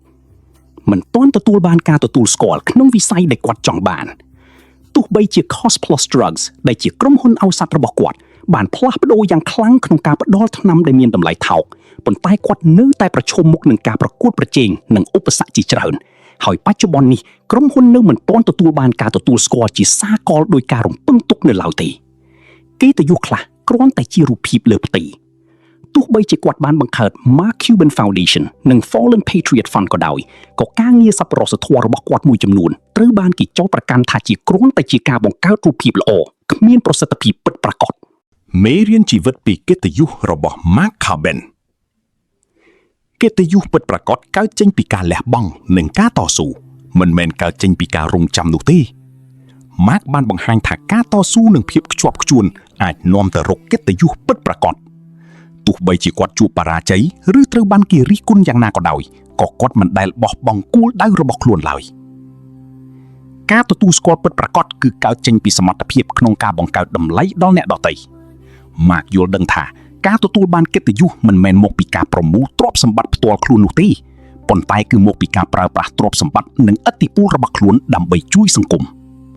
តាមរយៈការបង្កើត Cost Plus Drugs និង Mark Cuban Foundation គាត់បានប្រើប្រាស់ធនធានរបស់គាត់ដើម្បីដោះស្រាយបញ្ហាសុខភាពនិងការអប់រំដែលជាតម្រូវការជាមូលដ្ឋានរបស់ប្រជាជនកិត្តិយសគឺជាការទទួលខុសត្រូវ Mark យល់ច្បាស់ថាការទទួលបានកិត្តិយសនិងការទទួលស្គាល់កាន់តែច្រើនទំនួលខុសត្រូវក៏កាន់តែធំឡើងទំនួលខុសត្រូវទាំងនេះរួមមានការបំផុសគំនិតអ្នកដទៃការចែករំលែកចំណេះដឹងនិងការប្រើប្រាស់ឥទ្ធិពលរបស់ខ្លួនដើម្បីជំរុញការផ្លាស់ប្ដូរជាវិជ្ជមានសេចក្តីសន្និដ្ឋានកិត្តិយសនិងការទទួលស្គាល់របស់ Mark Cuban មិនមែនកើតឡើងដោយចៃដន្យនោះទេប៉ុន្តែកើតចេញពីជំរឿសនិងការបដិញ្ញាចិត្តរបស់គាត់ផ្ទាល់គាត់បានបង្ហាញថានៅពេលដែលយើងមានបំណងចង់ជួយអ្នកដទៃនិងបដិញ្ញាចិត្តក្នុងការធ្វើការងារកិត្តិយសនិងការទទួលស្គាល់នឹងមើលរកយើងដោយជៀសមិនរួចសូម្បីតែត្រូវប្រឈមមុខនឹងការរិះគន់និងឧបសគ្គយ៉ាងណាក៏ដោយក៏គាត់នៅតែបន្តដើរតាមមាគ៌ាដែលខ្លួនជ្រើសរើសហើយថែមទាំងអាចប្រើប្រាស់ឥទ្ធិពលរបស់គាត់ដើម្បីជំរុញការផ្លាស់ប្ដូរជាវិជ្ជមានទៀតផង Mark Zuckerberg កើតនៅថ្ងៃទី14 ខែឧសភា ឆ ឆ្នាំ1984នៅទីក្រុង White Plains រដ្ឋ New York សហរដ្ឋអាមេរិកឆ្នាំកំណើតរបស់គាត់ត្រូវនឹងឆ្នាំជូត Rat តាមរាសីខ្មែរហើយសញ្ញា zodiac របស់គាត់គឺ Taurus គោដែលជាធាតុដីបង្ហាញពីភាពស្មោះត្រង់ការអត់ធំនិងការតស៊ូបច្ចុប្បន្ននេះ Mark Zuckerberg មានអាយុ42ឆ្នាំហើយគាត់នៅតែជាប្រធាននាយកប្រតិបត្តិ CEO នៃក្រុមហ៊ុន Meta Platforms អតីត Facebook ដែលគាត់បានបង្កើតឡើងកាលពីឆ្នាំ2004ក្រៅពីនេះគាត់ក៏ជាស្ថាបនិកនៃគម្រោងសប្បុរសធម៌ Chan Zuckerberg Initiative រួមជាមួយភរិយារបស់គាត់ឈ្មោះ Priscilla Chan ទ្រព្យសម្បត្តិរបស់ Mark Zuckerberg ក្នុងឆ្នាំ2026ត្រូវបានគេប៉ាន់ស្មានថាមានប្រហែល$97,000 លានប្រហែល$97,000 លានទ្រព្យសម្បត្តិភាគច្រើនរបស់គាត់បានមកពីភាគហ៊ុននៅក្នុងក្រុមហ៊ុន Meta ដែលគាត់កាន់កាប់ប្រហែល 13% នៃភាគហ៊ុនសរុបការកើនឡើងនៃតម្លៃភាគហ៊ុនរបស់ Meta នៅក្នុងទីផ្សារភាគហ៊ុនរួមជាមួយនឹងការពង្រីកអាជីវកម្មទៅកាន់បច្ចេកវិទ្យា Metaverse និងបញ្ញាសិប្បនិម្មិត AI បានធ្វើឲ្យទ្រព្យសម្បត្តិរបស់គាត់កើនឡើងយ៉ាងខ្លាំងប្រវត្តិកាលពីក្មេងរបស់ Mark Zuckerberg គឺពោរពេញទៅដោយការគាំទ្រពីគ្រួសារឪពុករបស់គាត់ឈ្មោះ Edward Zuckerberg ជាពេទ្យធ្មេញហើយម្ដាយរបស់គាត់ឈ្មោះ Karen Kempner ជាវិទ្យាចិត្តសាស្ត្រ Mark ធំធាត់នៅក្នុងទីក្រុង Dobbs Ferry រដ្ឋ New York ក្នុងគ្រួសារជ្វីហ្វដែលមានវណ្ណៈកណ្ដាលខ្ពស់ Upper Middle Class គាត់មានបងស្រី3នាក់គឺ Randy, Donna និង Ariel តាំងពីនៅក្មេងមក Mark បានបង្ហាញចំណាប់អារម្មណ៍យ៉ាងខ្លាំងទៅលើកុំព្យូទ័រនិងកម្មវិធីសរសេរកូដឪពុករបស់គាត់បានបង្រៀនគាត់នៅមូលដ្ឋានគ្រឹះនៃកម្មវិធី Atari Basic នៅពេលគាត់មានអាយុត្រឹមតែ10ឆ្នាំប៉ុណ្ណោះហើយក្រោយមកក៏បានជួលគ្រូបង្ហាត់ផ្នែកកម្មវិធីឯកជនម្នាក់ឈ្មោះ David Newman មកបង្រៀនគាត់ឲ្យកាន់តែស៊ីជម្រៅ Newman បានពណ៌នាម Mark ថាជាក្មេងពូកែខាងកម្មវិធី A Prodigy ដែលអាចរៀនបានយ៉ាងឆាប់រហ័សក្រៅពីការសរសេរកូដ Mark ក៏ពូកែខាងកីឡាវាយរថភ្លើងដែរហើយគាត់បានក្លាយជាប្រធានក្រុមវាយរថភ្លើងនៅវិទ្យាល័យការតស៊ូដំបូងរបស់ Mark Zuckerberg បានចាប់ផ្ដើមនៅពេលគាត់ចូលរៀននៅសាកលវិទ្យាល័យ Harvard ក្នុងឆ្នាំ2002នៅពេលនោះគាត់បានបង្កើតកម្មវិធីជាច្រើនរួមមាន Course Match ដែលជាកម្មវិធីជួយនិស្សិតជ្រើសរើសមុខវិជ្ជាដោយផ្អែកលើជម្រើសរបស់និស្សិតដទៃនិង Face Match ដែលជាកម្មវិធីវាយតម្លៃរូបរាងរបស់និស្សិតស្រី Face Match បានបង្កឲ្យមានភាពចម្រូងចម្រាសយ៉ាងខ្លាំងហើយ Mark ស្ទើរតែត្រូវបានបណ្ដេញចេញពីសាកលវិទ្យាល័យទោះបីជាយ៉ាងណាក៏ដោយបទពិសោធន៍នេះបានជំរុញឲ្យគាត់បង្កើត Facebook នៅថ្ងៃទី4ខែកុម្ភៈឆ្នាំ2004រួមជាមួយមិត្តរួមបន្ទប់របស់គាត់គឺ Eduardo Saverin, Andrew McCollum, Dustin Moskovitz និង Chris Hughes Facebook ដំបូងឡើយត្រូវបានបង្កើតឡើងសម្រាប់តែនិស្សិត Harvard ប៉ុណ្ណោះប៉ុន្តែក្រោយមកបានពង្រីកទៅកាន់សាកលវិទ្យាល័យដទៃទៀតហើយនៅទីបំផុតបានក្លាយជាបណ្ដាញសង្គមដ៏ធំបំផុតនៅលើពិភពលោក Mark បានសម្រេចចាត់ឈប់សម្រាកការសិក្សានៅ Harvard នៅឆ្នាំ2004ដើម្បីផ្ដោតលើការអភិវឌ្ឍ Facebook បន្ទាប់ពីក្រុមហ៊ុនទទួលបានការវិនិយោគដំបូងពី Peter Thiel ការតស៊ូរបស់គាត់ចាប់ពីអាយុ20ឆ្នាំនៅពេលគាត់ចាប់ផ្ដើម Facebook រហូតដល់អាយុ28ឆ្នាំនៅពេលដែល Facebook ចុះបញ្ជីនៅផ្សារហ៊ុន Nasdaq ក្នុងឆ្នាំ2012គឺជាដំណាក់កាលដ៏សំខាន់បំផុតក្នុងជីវិតរបស់គាត់សរុបមកដំណើរជីវិតរបស់ Mark Zuckerberg គឺជាឧទាហរណ៍ដ៏ល្អមួយនៃការផ្លាស់ប្ដូរពីក្មេងដែលចូលចិត្តកម្មវិធីកុំព្យូទ័រទៅកាន់មហាសេដ្ឋីបច្ចេកវិទ្យាវ័យក្មេងជាងគេបំផុតក្នុងប្រវត្តិសាស្ត្រគាត់បានបង្ហាញថាការចាប់ផ្ដើមអាជីវកម្មនៅវ័យក្មេងការមានចក្ខុវិស័យច្បាស់លាស់និងការតស៊ូឆ្លងកាត់បញ្ហាប្រឈមផ្នែកច្បាប់និងការប្រកួតប្រជែងអាចនាំទៅរកភាពជោគជ័យដ៏ធំធេងបានរឿងល្អដែលគួរកត់សម្គាល់ពី Mark គឺការលះបង់ទ្រព្យសម្បត្តិភាគច្រើនរបស់គាត់ទៅកាន់អង្គការសប្បុរសធម៌តាមរយៈ Chan Zuckerberg Initiative ដែលគាត់បានបដិញ្ញាចិត្តបរិច្ចាគភាគហ៊ុន Meta ចំនួន 99% ពេញមួយជីវិតរបស់គាត់រឿងអាក្រក់ដែលត្រូវរៀនសូត្រគឺការប្រឈមមុខនឹងរឿងក្តីតាក់ទងនឹងភាពឯកជនរបស់អ្នកប្រើប្រាស់ដូចជារឿងអាស្រាវ Cambridge Analytica ដែលបានបង្រៀនគាត់អំពីសារៈសំខាន់នៃការកសាងទំនុកចិត្តនិងការការពារទិន្នន័យអតិថិជនមេរៀនជីវិតដ៏ធំបំផុតមួយពី Mark Zuckerberg គឺកុំខ្លាចក្នុងការប្រថុយប្រថាននិងកុំបោះបង់ទោះបីជាអ្នកត្រូវបានគេប្រាប់ថាគំនិតរបស់អ្នកឆ្កួតក៏ដោយដូច្នេះសម្រាប់អ្នកដែលកំពុងស្វែងរកការបំផុសគំនិតចូលកុំភ្លេចថាភាពជោគជ័យចាប់ផ្ដើមពីជំហានតូចមួយប៉ុន្តែត្រូវតែចាប់ផ្ដើមវាឥឡូវនេះនិងឥឡូវនេះប៉ុណ្ណោះ ចំណុចល្អនៃការបង្កើតទ្រព្យសម្បត្តិរបស់ Mark Zuckerberg ទី1គាត់បានចាប់យកឱកាសដ៏កម្រមួយនៅពេលដែលគាត់បង្កើត Facebook នៅក្នុងបន្ទប់ស្នាក់នៅសាកលវិទ្យាល័យ Harvard ក្នុងឆ្នាំ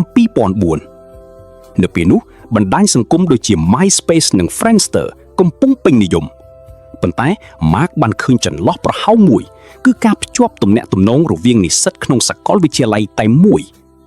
Facebook ដំបូងឡើយមានតែនិស្សិត Harvard ប៉ុណ្ណោះប៉ុន្តែក្រោយមកបានពង្រីកទៅកាន់សាកលវិទ្យាល័យដទៃទៀតហើយទីបំផុតបើកឲ្យសាធារណជនទូទៅប្រើប្រាស់នៅឆ្នាំ2006ការសម្រេចចិត្តឈប់សម្រាកការសិក្សានៅ Harvard ដើម្បីផ្ដោតលើ Facebook ក្នុងឆ្នាំ2004គឺជាការប្រថុយប្រថានដ៏ធំមួយប៉ុន្តែវាបានបង្ហាញថាត្រឹមត្រូវទី2 Mark មានទស្សនវិស័យវែងឆ្ងាយក្នុងការទិញក្រុមហ៊ុនដែលមានសក្តានុពលការទិញ Instagram ក្នុងតម្លៃ$1000 លាននៅឆ្នាំ2012ត្រូវបានគេចាត់ទុកថាថ្លៃពេកនៅពេលនោះប៉ុន្តែបច្ចុប្បន្ន Instagram មានតម្លៃជាង$100,000 លានដូចគ្នាដែរចំពោះការទិញ WhatsApp ក្នុងតម្លៃ$19,000 លាននៅឆ្នាំ2014ការសម្រេចចិត្តទាំងនេះបានពង្រឹងអាណាចក្របណ្ដាញសង្គមរបស់ Meta និងបង្កើនទ្រព្យសម្បត្តិរបស់គាត់យ៉ាងច្រើនទី3 Mark បានបង្ហាញពីភាពវៃឆ្លាតក្នុងការគ្រប់គ្រងក្រុមហ៊ុនដោយមិនចាំបាច់លក់ភាគហ៊ុនច្រើនពេកគាត់រក្សាសិទ្ធិបោះឆ្នោតភាគច្រើនតាមរយៈភាគហ៊ុនពីរប្រភេទ Class A និង Class B ដែលអនុញ្ញាតឲ្យគាត់គ្រប់គ្រងក្រុមហ៊ុនទោះបីជាគាត់កាន់កាប់ភាគហ៊ុនតិចជាង 50% ក៏ដោយចំណុចអាក្រក់និងហានិភ័យក្នុងការបង្កើតទ្រព្យសម្បត្តិទោះបីជាជោគជ័យយ៉ាងធំក៏ដោយ Mark ក៏ធ្លាប់ប្រឈមមុខនឹងបញ្ហាធំដែររឿងអាស្រូវ Cambridge Analytica ក្នុងឆ្នាំ2018បានធ្វើឲ្យតម្លៃភាគហ៊ុន Meta ធ្លាក់ចុះយ៉ាងខ្លាំងហើយទ្រព្យសម្បត្តិរបស់គាត់បានថយចុះជាង$30,000 លានក្នុងរយៈពេលខ្លីលើសពីនេះការវិនិយោគលើ Metaverse តាមរយៈការបដូរឈ្មោះក្រុមហ៊ុនទៅជា Meta នៅឆ្នាំ2021ត្រូវបានគេរិះគន់យ៉ាងខ្លាំងថាជាការខ្ជះខ្ជាយលុយដោយសារតែ Reality Labs ផ្នែក Metaverse បានបាត់បង់ប្រាក់រាប់សិបពាន់លាន$ជាបន្តបន្ទាប់ចំណុចអាក្រក់មួយទៀតគឺភាពឯកាក្នុងការសម្រេចចិត្ត Mark ត្រូវបានគេចោទប្រកាន់ថាបានលួចគំនិត Facebook ពីបងប្អូន Winklevoss និង Deviana Narendra ដែលនាំឲ្យមានបណ្ដឹងជាច្រើនឆ្នាំហើយទីបំផុតគាត់ត្រូវបង់ប្រាក់$65 លានដើម្បីទូទាត់មេរៀននេះបង្រៀនថា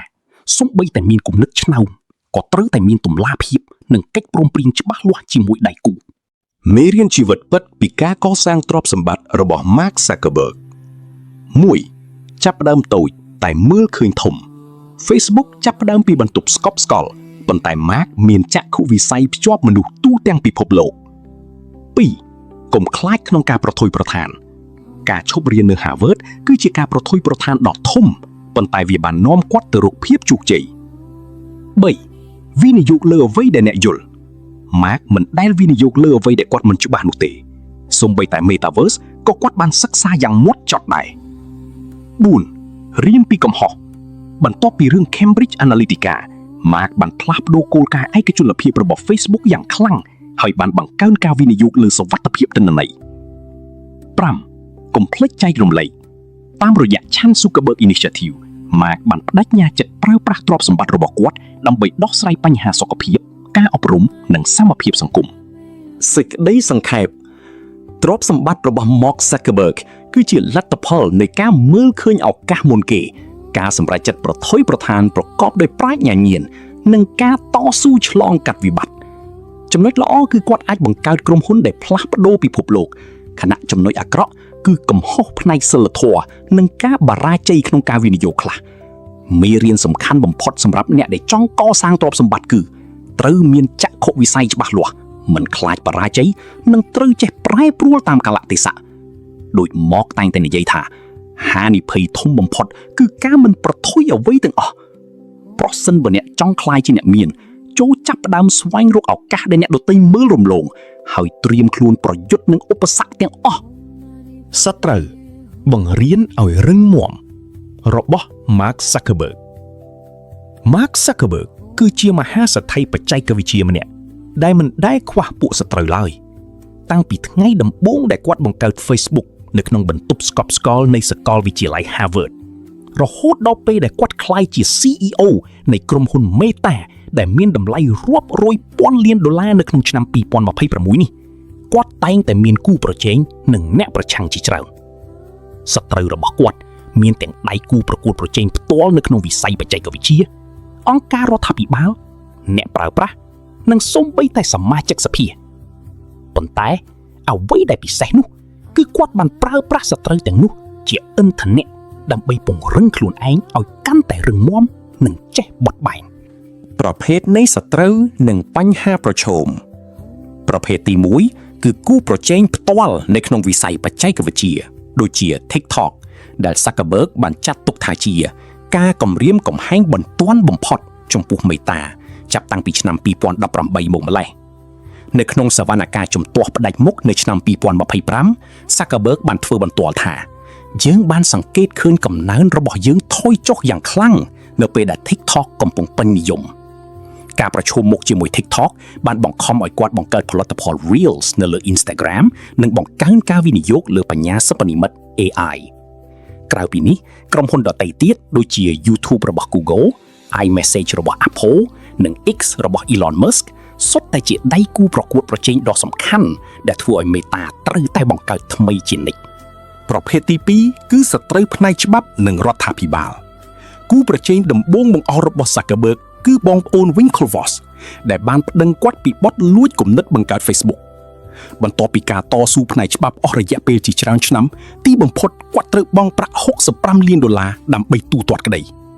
បន្ថែមពីនេះរឿងអាស្រូវ Cambridge Analytica នៅឆ្នាំ2018ដែលក្រុមហ៊ុនវិភាគទិន្នន័យនេះបានចូលប្រើប្រាស់ទិន្នន័យរបស់អ្នកប្រើប្រាស់ Facebook រហូតដល់50 លាននាក់ដោយគ្មានការអនុញ្ញាតបានធ្វើឲ្យតម្លៃភាគហ៊ុនរបស់ Facebook ធ្លាក់ចុះប្រហែល$46,000 លានក្រោយមកទៀតគឺការប្តឹងផ្តាច់មុខពីគណៈកម្មការពាណិជ្ជកម្មសហព័ន្ធ FTC ដែលចោទប្រកាន់ថា Meta បានទិញ Instagram និង WhatsApp ដើម្បីបំផ្លាញគូប្រជែងហើយមិនចង់ប្រកួតប្រជែងដោយស្មោះត្រង់អ៊ីមែលរបស់ Zuckerberg ក្នុងឆ្នាំ2012បានបង្ហាញថាគាត់បានយល់ព្រមជាមួយប្រធានផ្នែកហិរញ្ញវត្ថុរបស់ Facebook ឈ្មោះ David Ebersman ក្នុងការទិញ Instagram ដើម្បីបន្សាបគូប្រជែង neutralize a competitor ចំណុចល្អពីមេរៀនសត្រូវទី1សត្រូវបង្រៀន Zuckerberg ឲ្យចេះសម្របខ្លួនបានរហ័សនៅពេលដែល TikTok លេចឡើងគាត់មិនបានអង្គុយរង់ចាំទេតែបានបង្កើត Reels ដើម្បីប្រកួតប្រជែងភ្លាមទី2សត្រូវបង្រៀនគាត់ឲ្យចេះទទួលខុសត្រូវបន្ទាប់ពីរឿង Cambridge Analytica គាត់បានចេញមុខសន្យាថានឹងការពារទិន្នន័យអ្នកប្រើប្រាស់ហើយបាននិយាយថាយើងមានទំនួលខុសត្រូវក្នុងការការពារទិន្នន័យអ្នករបស់អ្នកហើយប្រសិនបើយើងមិនអាចទេនោះយើងមិនសមនឹងបម្រើអ្នកឡើយទី3សត្រូវបង្រៀនគាត់ឲ្យចេះការពារខ្លួននៅក្នុងសវនាការផ្ដាច់មុខ Zuckerberg បានបដិសេធការចោទបង្កាន់យ៉ាងម៉ឺងម៉ត់ដោយអះអាងថាក្រុមហ៊ុន Meta កំពុងប្រកួតប្រជែងជាមួយក្រុមហ៊ុនដទៃទៀតដូចជា TikTok, YouTube, iMessage និង X ចំណុចអាក្រក់ដែលត្រូវប្រុងប្រយ័ត្នទោះបីជាទទួលបានមេរៀនល្អក៏ដោយ Zuckerberg ក៏ធ្លាប់មានចំណុចខ្សោយដែរពេលខ្លះការប្រឈមមុខនឹងសត្រូវធ្វើឲ្យគាត់ក្លាយជាមនុស្សរឹងរូសនិងមិនព្រមស្ដាប់អ្នកដទៃនៅក្នុងសវនាការអំពីផលប៉ះពាល់សុខភាពផ្លូវចិត្តរបស់កុមារនៅខែកុម្ភៈឆ្នាំ2026គាត់ត្រូវបានគេចោទប្រកាន់ថាបានគេចពីសំណួរអំពីរបៀបដែល Instagram អាចធ្វើឲ្យការថប់បារម្ភរោគសញ្ញាធ្លាក់ទឹកចិត្តនិងបញ្ហារូបភាពរាងកាយកាន់តែអាក្រក់លើសពីនេះទៀតការប្រើប្រាស់យុទ្ធសាស្ត្រទិញជាងប្រកួតប្រជែង It's better to buy than compete របស់គាត់បានធ្វើឲ្យគាត់ប្រឈមមុខនឹងការរិះគន់យ៉ាងខ្លាំងពីសំណាក់អ្នកជំនាញផ្នែកប្រឆាំងការផ្ដាច់មុខករណីទាំងនេះបង្ហាញថាសត្រូវមិនត្រឹមតែបង្រៀនយើងឲ្យរឹងមាំប៉ុណ្ណោះទេប៉ុន្តែថែមទាំងអាចធ្វើឲ្យយើងក្លាយជាមនុស្សរឹងរូសនិងពុតតបប្រសិនបើយើងមិនចេះពិចារណាឲ្យបានត្រឹមត្រូវមេរៀនជីវិតពិតពីសត្រូវរបស់ Zuckerberg ទី1សត្រូវគឺជាកញ្ចក់ឆ្លុះបញ្ចាំងពីភាពខ្សោយរបស់យើងពេលដែលគេរិះគន់យើងត្រូវចេះស្ដាប់ហើយកែលម្អខ្លួនឯង Zuckerberg បានរៀនសូត្រពី Cambridge Analytica ដោយបង្កើនការការពារទិន្នន័យអ្នកប្រើប្រាស់ឲ្យតឹងរឹងជាងមុនទី2សត្រូវបង្រៀនយើងឲ្យចេះបត់បែននៅពេលដែលបច្ចេកវិទ្យាថ្មីដូចជា TikTok លេចឡើងយើងមិនអាចប្រកាន់យកតែវិធីសាស្ត្រចាស់បានទេយើងត្រូវតែបង្កើតថ្មីជានិច្ចទី3សត្រូវបង្រៀនយើងឲ្យចេះទទួលខុសត្រូវ Zuckerberg បានទទួលស្គាល់កំហុសរបស់គាត់នៅចំពោះមុខសភាហើយបានសន្យាថានឹងធ្វើការកែតម្រូវទោះបីជាពេលខ្លះគាត់មិនពេញចិត្តក៏ដោយទី4 សត្រូវបង្រៀនយើងឲ្យចេះប្រយុទ្ធដោយយុទ្ធសាស្ត្រមិនមែនដោយអារម្មណ៍ការទិញ Instagram និង WhatsApp ទោះបីជាត្រូវបានគេចោទប្រកាន់ថាផ្ដាច់មុខក៏ដោយប៉ុន្តែវាពិតជាបានពង្រឹងអាណាចក្ររបស់ Zuckerberg យ៉ាងខ្លាំងសេចក្តីសង្ខេបសរុបមកទោះបីជា Zuckerberg មានសត្រូវរាប់មិនអស់ក៏ដោយក៏គាត់បានប្រើប្រាស់ពួកគេជាឱកាសដើម្បីពង្រឹងខ្លួនឯងគាត់បានប្រែក្លាយសម្ពាធពី Winklevoss, Cambridge Analytica, FTC និង TikTok ទៅជាកម្លាំងចលករដើម្បីធ្វើឲ្យ Meta កាន់តែរីកចម្រើនមេរៀនដ៏ធំបំផុតដែលយើងអាចទាញយកពីគាត់នោះគឺកុំខ្លាចសត្រូវផ្ទុយទៅវិញចូលប្រើប្រាស់ពួកគេជាឧបករណ៍ដើម្បីពិនិត្យមើលភាពខ្សោយរបស់ខ្លួនឯងហើយកែលម្អខ្លួនឯងជានិច្ច Zuckerberg បានបង្ហាញថាប្រសិនបើយើងមានចក្ខុវិស័យច្បាស់លាស់និងឆន្ទៈមុតមាំនោះគ្មានសត្រូវណាអាចបញ្ឈប់យើងបានឡើយដូច្នេះចូលកុំភ័យខ្លាចនឹងការរិះគន់និងការប្រឆាំងឡើយចូលប្រើប្រាស់វាជាថាមពលដើម្បីជំរុញខ្លួនឯងឲ្យឈានទៅមុខការងារអនាគតនិងជីវភាពរបស់ Mark Zuckerberg Mark Zuckerberg បានចាប់ផ្ដើមដំណើរការងាររបស់គាត់តាំងពីនៅក្មេងខ្ចីនៅអាយុ12ឆ្នាំគាត់បានបង្កើតកម្មវិធីសារជាអក្សរឈ្មោះ Zacknet សម្រាប់ clinic ធ្មេញរបស់ឪពុកគាត់ដើម្បីឲ្យបុគ្គលិកអាចតាក់ទងគ្នាបានក្រោយមកគាត់បានបង្កើតកម្មវិធីចាក់តន្ត្រីឈ្មោះ CNET ដែលតាក់ទាញចំណាប់អារម្មណ៍ពីក្រុមហ៊ុន AOL និង Microsoft ទោះបីជាមានការផ្ដល់ជូនការងារដ៏គួរឲ្យចាប់អារម្មណ៍ក៏ដោយក៏ Zuckerberg បានបដិសេធហើយជ្រើសរើសទៅសិក្សានៅសាកលវិទ្យាល័យ Harvard នៅទីនោះគាត់បានបង្កើត Facebook នៅថ្ងៃទី4ខែកុម្ភៈឆ្នាំ2004ជាមួយមិត្តរួមបន្ទប់ 2-3 នាក់ការងារនេះបានក្លាយជាបេះដូងនៃជីវិតរបស់គាត់ហើយបានផ្លាស់ប្ដូរពិភពលោកទាំងមូលចំណុចល្អនៃការងារនិងអនាគតរបស់ Zuckerberg ទី1 Zuckerberg គឺជាមនុស្សដែលមានចក្ខុវិស័យវែងឆ្ងាយគាត់មិនដែលឈប់នៅត្រឹម Facebook ជាបណ្ដាញសង្គមសម្រាប់តែនិស្សិត Harvard ទេគាត់បានពង្រីក Facebook ទៅកាន់សាកលវិទ្យាល័យដទៃបន្ទាប់មកទៅកាន់សាធារណជនទូទាំងពិភពលោកក្រោយមកទៀតគាត់បានទិញ Instagram និង WhatsApp ដើម្បីពង្រឹងអាណាចក្របណ្ដាញសង្គមនៅឆ្នាំ2026ក្រុមហ៊ុន Meta របស់គាត់បានវិនិយោគយ៉ាងធំធេងលើបច្ចេកវិទ្យា Metaverse ពិភពនិម្មិតនិងបញ្ញាសិប្បនិម្មិត AI គាត់ជឿជាក់ថាការងារនាពេលអនាគតនឹងស្ថិតនៅក្នុងលំហនិម្មិតដែលមនុស្សអាចធ្វើការប្រជុំទិញទំនិញនិងកម្សាន្តបានដោយមិនចាំបាច់ចាកចេញពីផ្ទះទី2ការងារបានផ្ដល់ឲ្យ Zuckerberg នៅទ្រព្យសម្បត្តិសម្បើមយោងតាមការប៉ាន់ស្មានក្នុងឆ្នាំ2026គាត់មានទ្រព្យសម្បត្តិប្រហែល$97,000 លានដែលភាគច្រើនបានមកពីភាគហ៊ុន Metaប្រាក់នេះមិនត្រឹមតែផ្ដល់ជីវភាពដ៏ប្រណីដល់គ្រួសារគាត់ប៉ុណ្ណោះទេប៉ុន្តែថែមទាំងអនុញ្ញាតឲ្យគាត់បង្កើត Chan Zuckerberg Initiative ដើម្បីដោះស្រាយបញ្ហាសុខភាពការអប់រំនិងសមភាពសង្គមនៅទូទាំងពិភពលោកទី3ការរីកចម្រើននៃ Meta បានបង្កើតការងាររាប់ម៉ឺនកន្លែងនៅឆ្នាំ2026ក្រុមហ៊ុន Meta មានបុគ្គលិកប្រហែល80,000 នាក់នៅទូទាំងពិភពលោកពួកគេធ្វើការលើផ្នែកផ្សេងៗដូចជាកម្មវិធីទុនផ្នែកទីផ្សារផ្នែកសុវត្ថិភាពទិន្នន័យនិងការអភិវឌ្ឍ Metaverse ចំណុចអាក្រក់និងបញ្ហាប្រឈមក្នុងការងារទោះបីជាទទួលបានជោគជ័យក៏ដោយក៏ការងាររបស់ Zuckerberg មិនមែនគ្មានថ្ងៃងងឹតនោះទេរឿងអាស្រូវ Cambridge Analytica នៅឆ្នាំ2018បានធ្វើឲ្យតម្លៃភាគហ៊ុន Facebook ធ្លាក់ចុះយ៉ាងខ្លាំងហើយគាត់ត្រូវបានគេហៅទៅផ្ដាល់បន្តល់នៅចំពោះមុខសភាសហរដ្ឋអាមេរិកអស់រយៈពេលជាច្រើនថ្ងៃលើសពីនេះទៀតផលប៉ះពាល់ផ្លូវចិត្តរបស់បណ្ដាញសង្គមទៅលើកុមារនិងយុវជនបានក្លាយជាបញ្ហាសង្គមដ៏ធំមួយនៅឆ្នាំ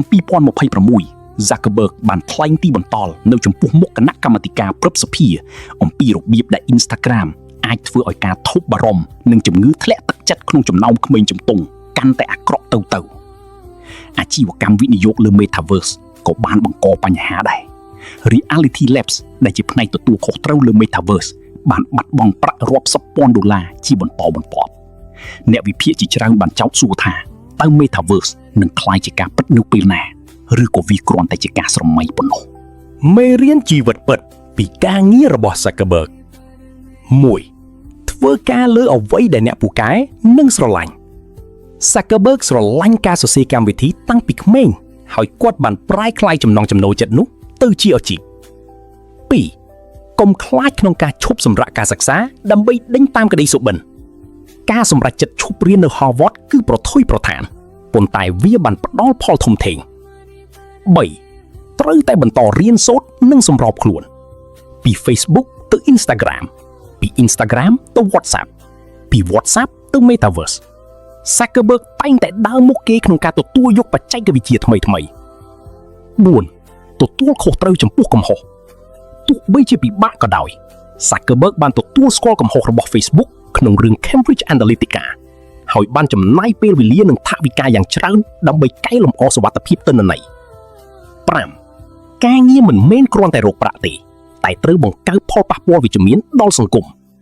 តាមរយៈ Chan Zuckerberg Initiative គាត់បានបដិញ្ញាចិត្តប្រើប្រាស់ទ្រព្យសម្បត្តិរបស់គាត់ដើម្បីដោះស្រាយបញ្ហាធំៗរបស់មនុស្សជាតិបញ្ហាប្រឈមនាពេលអនាគតនៅឆ្នាំ2026 Zuckerberg កំពុងប្រឈមមុខនឹងបញ្ហាធំៗដូចជាការគ្រប់គ្រងយ៉ាងតឹងរឹងពីរដ្ឋាភិបាលសហរដ្ឋអាមេរិកនិងសហភាពអឺរ៉ុបការប្រកួតប្រជែងពី TikTok និងការខាតបង់ពីការវិនិយោគលើ Metaverse បើទោះបីជាយ៉ាងណាក៏ដោយគាត់នៅតែមានសុទិដ្ឋិនិយមគាត់ជឿថានៅពេលដែលបច្ចេកវិទ្យា Metaverse មានភាពចាស់ទុំវានឹងបើកឱកាសការងារថ្មីៗរាប់លានកន្លែងសុខភាពនិងតុល្យភាពជីវិតការងារ Zuckerberg ធ្លាប់និយាយថាគាត់ធ្វើការប្រហែល50ទៅ60ម៉ោងក្នុងមួយសប្តាហ៍ប៉ុន្តែគាត់តែងតែចំណាយពេលជាមួយគ្រួសារគាត់រៀនភាសាចិនដើម្បីទំនាក់ទំនងជាមួយភរិយារបស់គាត់ឈ្មោះ Priscilla Chan ដែលមានដើមកំណើតចិនគាត់ក៏ហាត់ប្រាណជាទៀងទាត់ហើយថែមទាំងរៀនក្បាច់គុណ Jiu-Jitsu ទៀតផងសេចក្តីសន្និដ្ឋានសរុបមកការងាររបស់ Zuckerberg គឺជាដំណើរផ្សងព្រេងដ៏គួរឲ្យកត់សម្គាល់ពីក្មេងដែលចូលចិត្តសរសេរកម្មវិធីទៅកាន់ CEO នៃក្រុមហ៊ុនបច្ចេកវិទ្យាធំជាងគេមួយនៅលើពិភពលោកគាត់បានបង្ហាញថាការងារលំបាកការមើលឃើញឱកាសនិងការមិនខ្លាចបរាជ័យអាចនាំទៅរកជោគជ័យដ៏ធំធេងបានទោះបីជាមានចំណុចអាក្រក់ដូចជារឿងអាស្រាវ Cambridge Analytica និងការបរាជ័យផ្នែកខ្លះនៃ Metaverse ក៏ដោយក៏ Zuckerberg នៅតែបន្តដើរទៅមុខគាត់បានបង្រៀនយើងថាការងារមិនមែនគ្រាន់តែជាមធ្យោបាយរកស៊ីចិញ្ចឹមជីវិតនោះទេប៉ុន្តែវាជាឧបករណ៍មួយដើម្បីបង្កើតការផ្លាស់ប្ដូរជាវិជ្ជមានដល់ពិភពលោកដូច្នេះប្រសិនបើអ្នកចង់ទទួលបានជោគជ័យក្នុងការងារចូលចាប់ផ្ដើមពីចំណង់ចំណូលចិត្តរបស់អ្នករៀនសូត្រជានិច្ចហើយកុំភ្លេចទទួលខុសត្រូវចំពោះសកម្មភាពរបស់អ្នក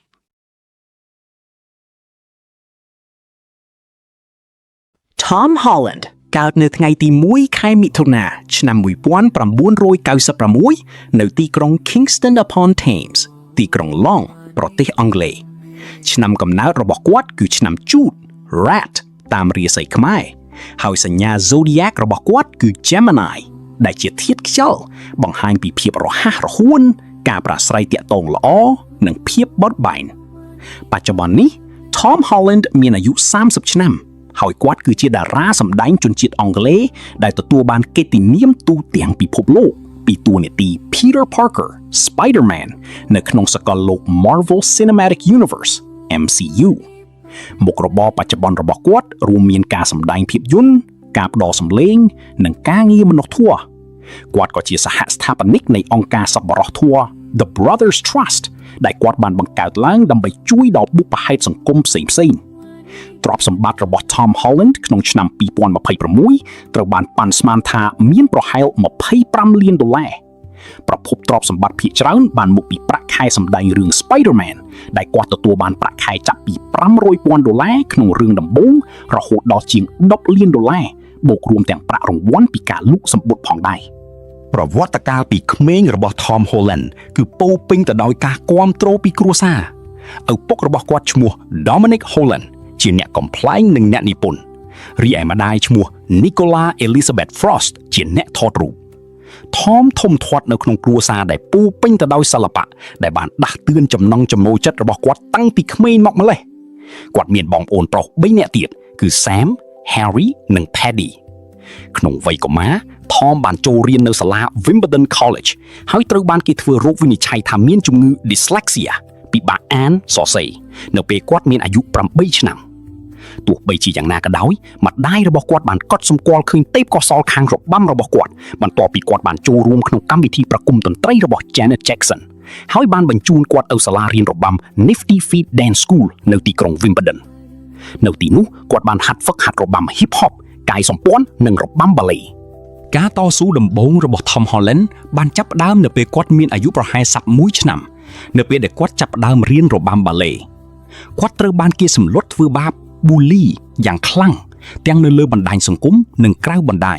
ដោយសារតែគាត់ចូលចិត្តរាំរបាំ ballet ដែលត្រូវបានគេចាត់ទុកថាជាសកម្មភាពរបស់ក្មេងស្រី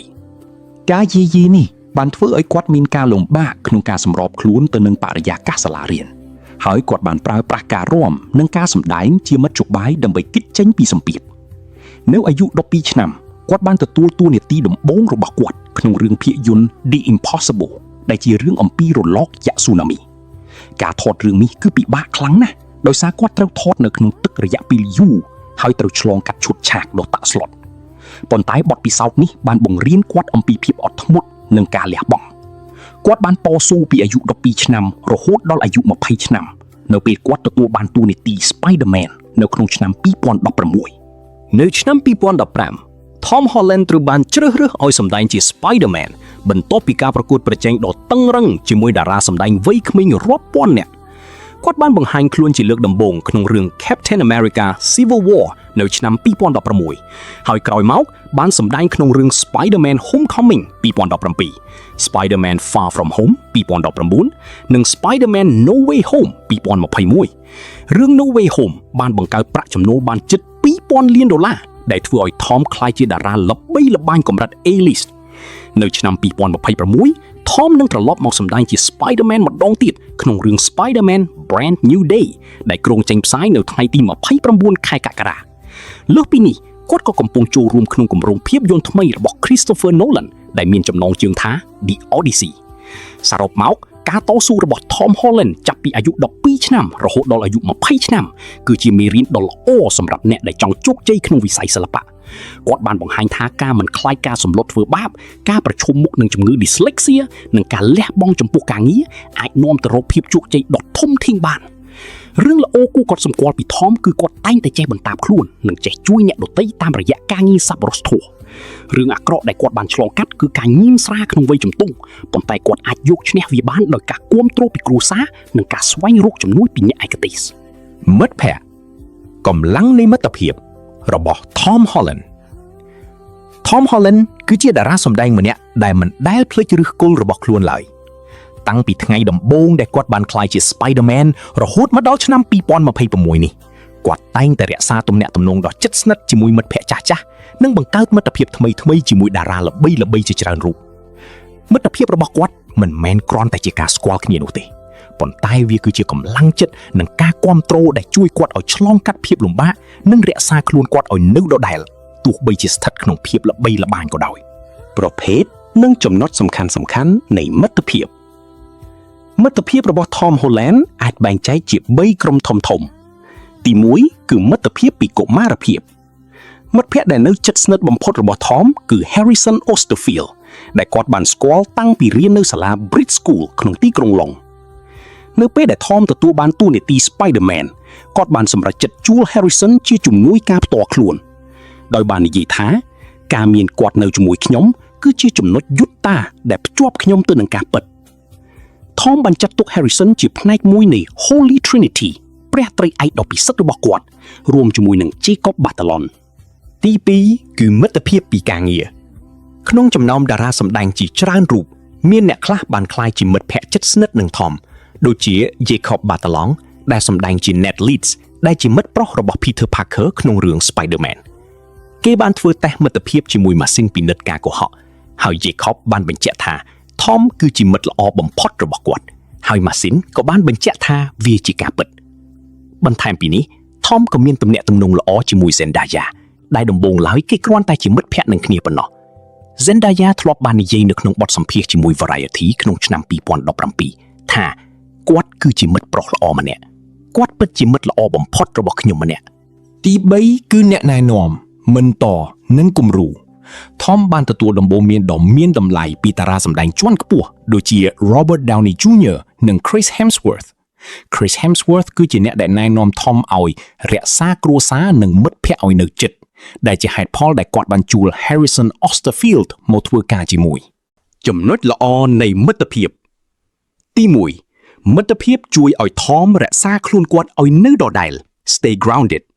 ទោះបីជាគាត់ក្លាយជាតារាល្បីល្បាញកម្រិតអន្តរជាតិក៏ដោយក៏គាត់នៅតែមានមិត្តភ័ក្តិចាស់ៗដែលប្រព្រឹត្តចំពោះគាត់ដូចមនុស្សធម្មតាទី2មិត្តភាពផ្ដល់កម្លាំងចិត្តក្នុងគ្រាលំបាក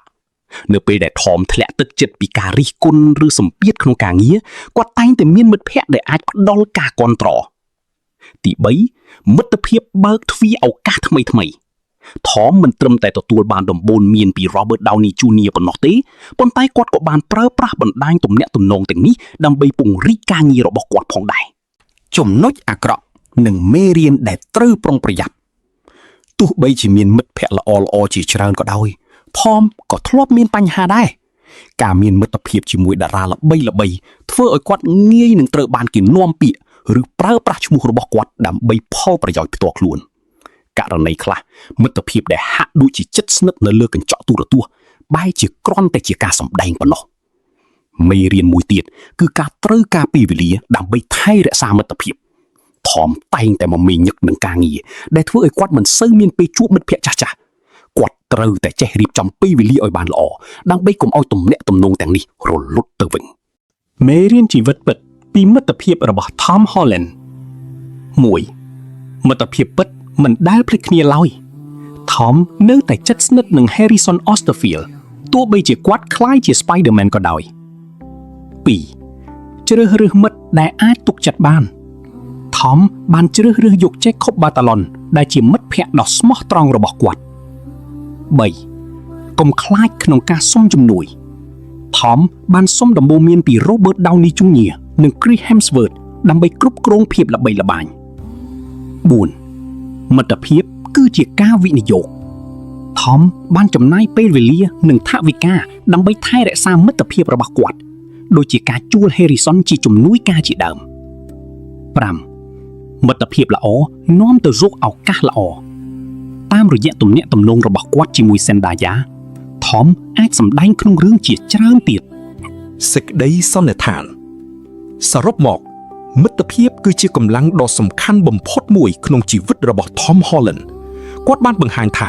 ទោះបីជាអ្នកក្លាយជាមនុស្សល្បីល្បាញនិងជោគជ័យប៉ុណ្ណាក៏ដោយក៏អ្នកនៅតែត្រូវការមិត្តភ័ក្តិពិតប្រាកដដើម្បីរក្សាខ្លួនអ្នកឲ្យនៅដដែលនិងដើម្បីឆ្លងកាត់ឧបសគ្គក្នុងជីវិត Tom បានជ្រើសរើសមិត្តភ័ក្តិដោយប្រុងប្រយ័ត្នហើយគាត់ក៏បានវិនិយោគពេលវេលាយ៉ាងច្រើនដើម្បីថែរក្សាមិត្តភ័ក្តិទាំងនេះមេរៀនដ៏ធំបំផុតដែលយើងអាចទាញយកពីគាត់នោះគឺមិត្តភាពល្អគឺជាទ្រព្យសម្បត្តិដ៏មានតម្លៃបំផុតមួយដែលយើងមិនគួរមើលរំលងឡើយគូព្រេងស្នេហានិងដៃគូរបស់ Tom Holland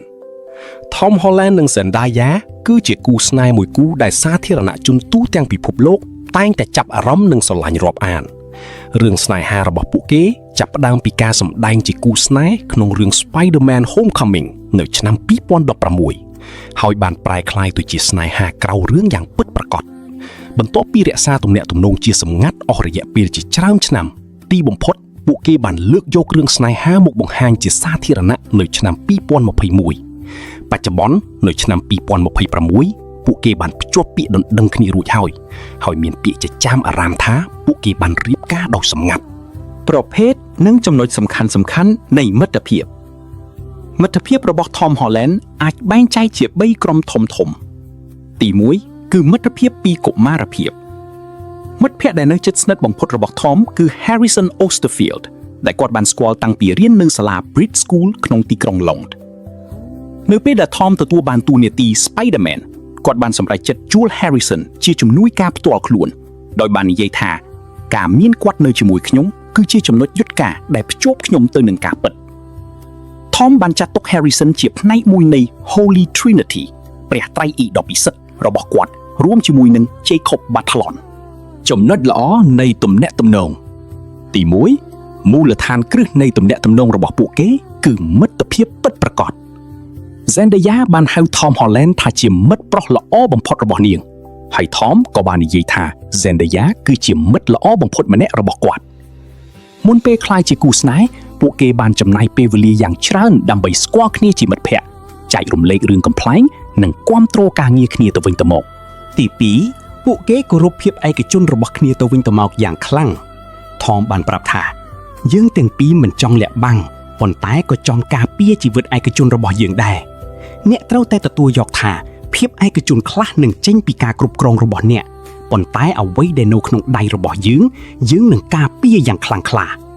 ទី3ពួកគេតែងតែលើកទឹកចិត្តគ្នាក្នុងការងារជានិច្ច Zendaya បានសរសើរថមថាគាត់មានវត្តមានដ៏ស្ងប់ស្ងាត់ដែលធ្វើឲ្យនាងនិងក្រុមការងារទាំងមូលមានអារម្មណ៍ធូរស្រាលថមក៏តែងតែបង្ហាញមោទនភាពចំពោះសមិទ្ធផលរបស់ Zendaya ជានិច្ចចំណុចអាក្រក់និងបញ្ហាប្រឈមទោះបីជាពួកគេមើលទៅដូចជាគូស្នេហ៍ដ៏ល្អឥតខ្ចោះក៏ដោយក៏ពួកគេក៏ធ្លាប់ជួបបញ្ហាប្រឈមជាច្រើនដែរបញ្ហាទី1គឺការលវិភាគការងារដ៏មមាញឹករបស់ពួកគេត្រូវធ្វើការថតគុណជាច្រើនដូចជា Spider-Man Brand New Day និង The Odyssey របស់ Christopher Nolan ដែលធ្វើឲ្យពួកគេពិបាករកពេលវេលាសម្រាប់រៀបចំពិធីមង្គលការប្រភពព័ត៌មានបានឲ្យដឹងថាពួកគេថែមទាំងបានលើកពេលវេលារៀបអាពាហ៍ពិពាហ៍ទៅក្រោយដោយសារតែការងារដ៏មមាញឹកនេះបញ្ហាទី2គឺភាពមិនទាន់ពេញវ័យនិងភាពអាត្មានិយមរបស់ថមប្រភពព័ត៌មានជិតស្និទ្ធបានឲ្យដឹងថាថមអាចមានអាកប្បកិរិយាដូចកូនក្មេងនៅពេលដែលគាត់មិនបានអ្វីដែលគាត់ចង់បានហើយភាពអាត្មានិយមរបស់គាត់បានបង្កឲ្យមានជម្លោះនៅក្នុងទំនាក់ទំនង Zendaya ដែលជាអ្នកអត់ធន់បានព្យាយាមស្វែងយល់ពីភាពទន់ខ្សោយរបស់ថមហើយបាននិយាយថាមនុស្សមានភាពស្មុគស្មាញហើយពួកគេអាចធ្វើខុសបានបញ្ហាទី3គឺការត្រួតពិនិត្យយ៉ាងខ្លាំងពីសាធារណជននិងប្រព័ន្ធផ្សព្វផ្សាយក្នុងបទសម្ភាសន៍មួយ Zendaya បាននិយាយអំពីការវិនិយោគបែបឆ្កួតឬ parasocial investment ដែលមនុស្សមានចំពោះទំនាក់ទំនងផ្ទាល់ខ្លួនរបស់ពួកគេរូបថត AI wedding คล้ายៗត្រូវបានចែកចាយយ៉ាងទូលំទូលាយដែលបង្កភាពច្របូកច្របល់នៅលើបណ្ដាញសង្គមមេរៀនពីគូព្រេង Tom Holland និង Zendaya 1. មិត្តភាពគឺជាមូលដ្ឋានគ្រឹះនៃស្នេហាដ៏រឹងមាំពួកគេបានបង្ហាញថាការកសាងទំនាក់ទំនងលើមូលដ្ឋាននៃមិត្តភាពពិតប្រាកដនិងការគោរពគ្នាទៅវិញទៅមកនឹងនាំទៅរកស្នេហាដ៏យូរអង្វែង Zendaya បាននិយាយថាវាមិនមែនគ្រាន់តែជាការប្រញាប់ប្រញាល់ទៅរកទំនាក់ទំនងនោះទេគឺត្រូវចំណាយពេលដើម្បីស្គាល់គ្នាជាមុនសិន 2. ការកំណត់ព្រំដែននិងការគោរពភាពឯកជននៅក្នុងយុគសម័យដែលប្រព័ន្ធផ្សព្វផ្សាយសង្គមគ្របដណ្ដប់ Tom និង Zendaya បានបង្ហាញថាវាអាចទៅរួចក្នុងការរក្សាភាពឯកជនខ្លះរបស់អ្នក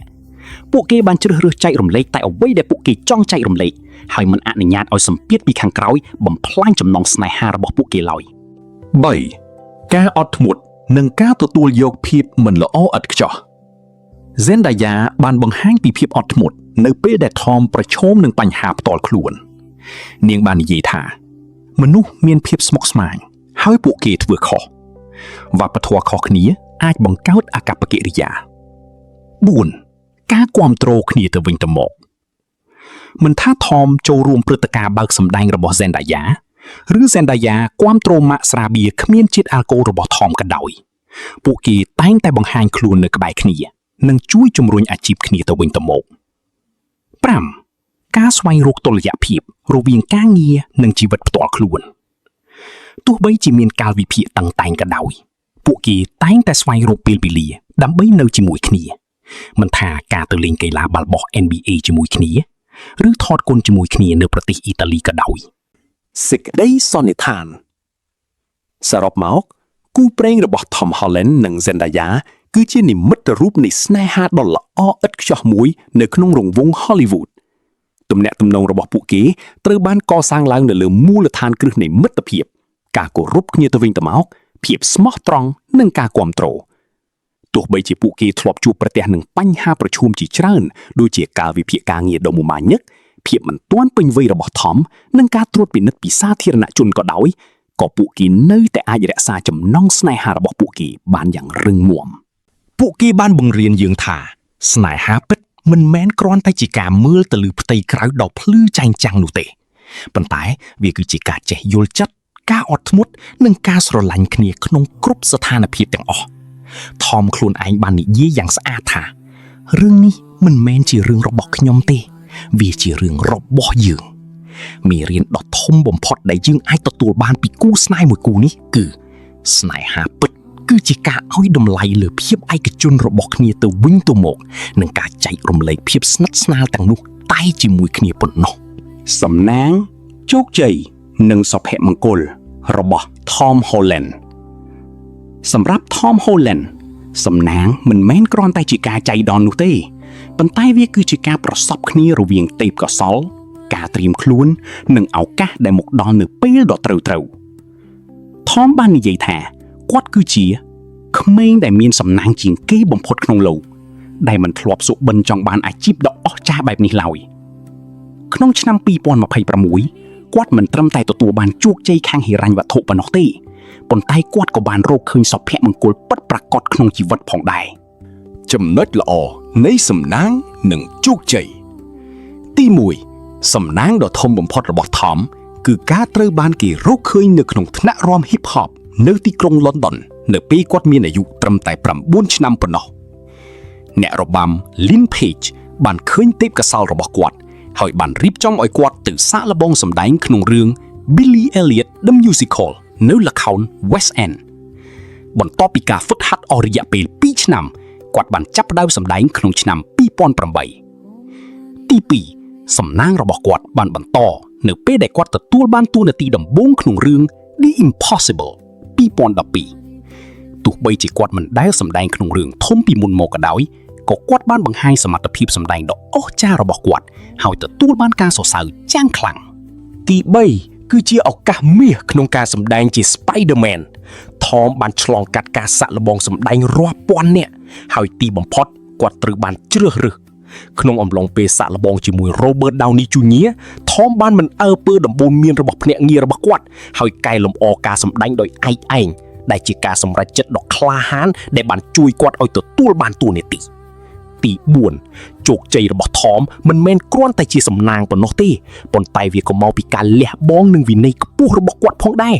គាត់បានសម្រេចចិត្តឈប់ផឹកស្រាហើយបានប្រារព្ធខួប3ឆ្នាំកន្លះនៃការតមរបស់គាត់នៅឆ្នាំ2026ការសម្រេចចិត្តនេះបានផ្ដល់ឲ្យគាត់នូវភាពច្បាស់លាស់ផ្លូវចិត្តសុខភាពនិងការបដោតអារម្មណ៍លើការសម្ដែងរបស់គាត់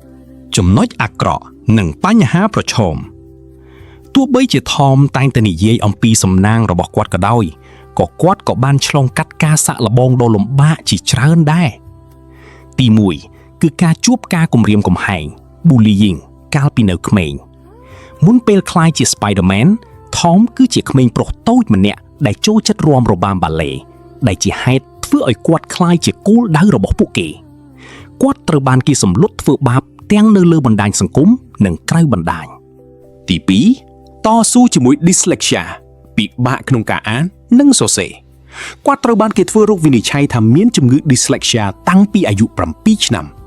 នៅពេលពិភពលោកទាំងមូលត្រូវការអាន script ជាច្រើនវាគឺជាឧបសគ្គដ៏ធំមួយសម្រាប់គាត់ទី3ធ្លាប់អស់សង្ឃឹមនៅពេលដែលអាជីពសម្ដែងរបស់គាត់ជាប់គាំងក្នុងអំឡុងពេលដែលគាត់មិនទាន់ទទួលបានតួនាទី Spider-Man គាត់បានគិតថាគាត់ត្រូវតែឈប់សម្ដែងហើយសូម្បីតែបានរៀនជាងឈើដើម្បីប្រើជាជំរើសទី2ទី4ការថតរឿង The Crowded Room ឆ្នាំ2023បានជះឥទ្ធិពលយ៉ាងធ្ងន់ធ្ងរដល់សុខភាពផ្លូវចិត្តរបស់គាត់តួនាទីនេះបានធ្វើឲ្យគាត់អស់កម្លាំងទាំងផ្លូវកាយនិងផ្លូវចិត្តហើយគាត់ថែមទាំងបានប្រកាសឈប់សម្ដែងរយៈពេល1ឆ្នាំទៀតផងមេរៀនជីវិតពិតពីសំណាងរបស់ Tom Holland 1សំណាងចូលចិត្តតែអ្នកដែលត្រៀមខ្លួនជានិច្ច Tom ត្រូវបានគេរកឃើញនៅក្នុងថ្នាក់រាំប៉ុន្តែគាត់បានចំណាយពេល2ឆ្នាំដើម្បីហ្វឹកហាត់មុនពេលឡើងសម្ដែងនៅ West End 2អ្នកត្រូវតែហ៊ានប្រថុយប្រឋាន Tom បានកែលម្អការសម្ដែងរបស់គាត់ដោយឯកឯងក្នុងអំឡុងពេលសាកល្បងជាមួយ Robert Downey Jr. ទោះបីជាវាផ្ទុយនឹងដំបូន្មានរបស់ភ្នាក់ងារក៏ដោយ3សំណាងមិនមែនគ្រាន់តែជាការឡើងលើជណ្ដើរយន្តនោះទេវាក៏ជាការចេះគ្រប់គ្រងភាពតានតឹងក្នុងជីវិតផងដែរ Tom ចេះចាក់ចេញពីពន្លឺនៃភាពល្បីល្បាញឈប់សម្ដែងហើយប្រើប្រាស់ពេលវេលាដើម្បីស្ដារសុខភាពផ្លូវចិត្តរបស់គាត់ឡើងវិញ4សុភមង្គលពិតគឺការស្វែងរកតុល្យភាពរវាងជីវិតការងារនិងអ្វីដែលអ្នកពេញចិត្ត Tom បាននិយាយថាគាត់ចង់ផ្ដោតលើអ្វីដែលធ្វើឲ្យគាត់សប្បាយចិត្តដូចជាគ្រួសារមិត្តភ័ក្តិការងារជាងឈើនិងការលេងកីឡាករ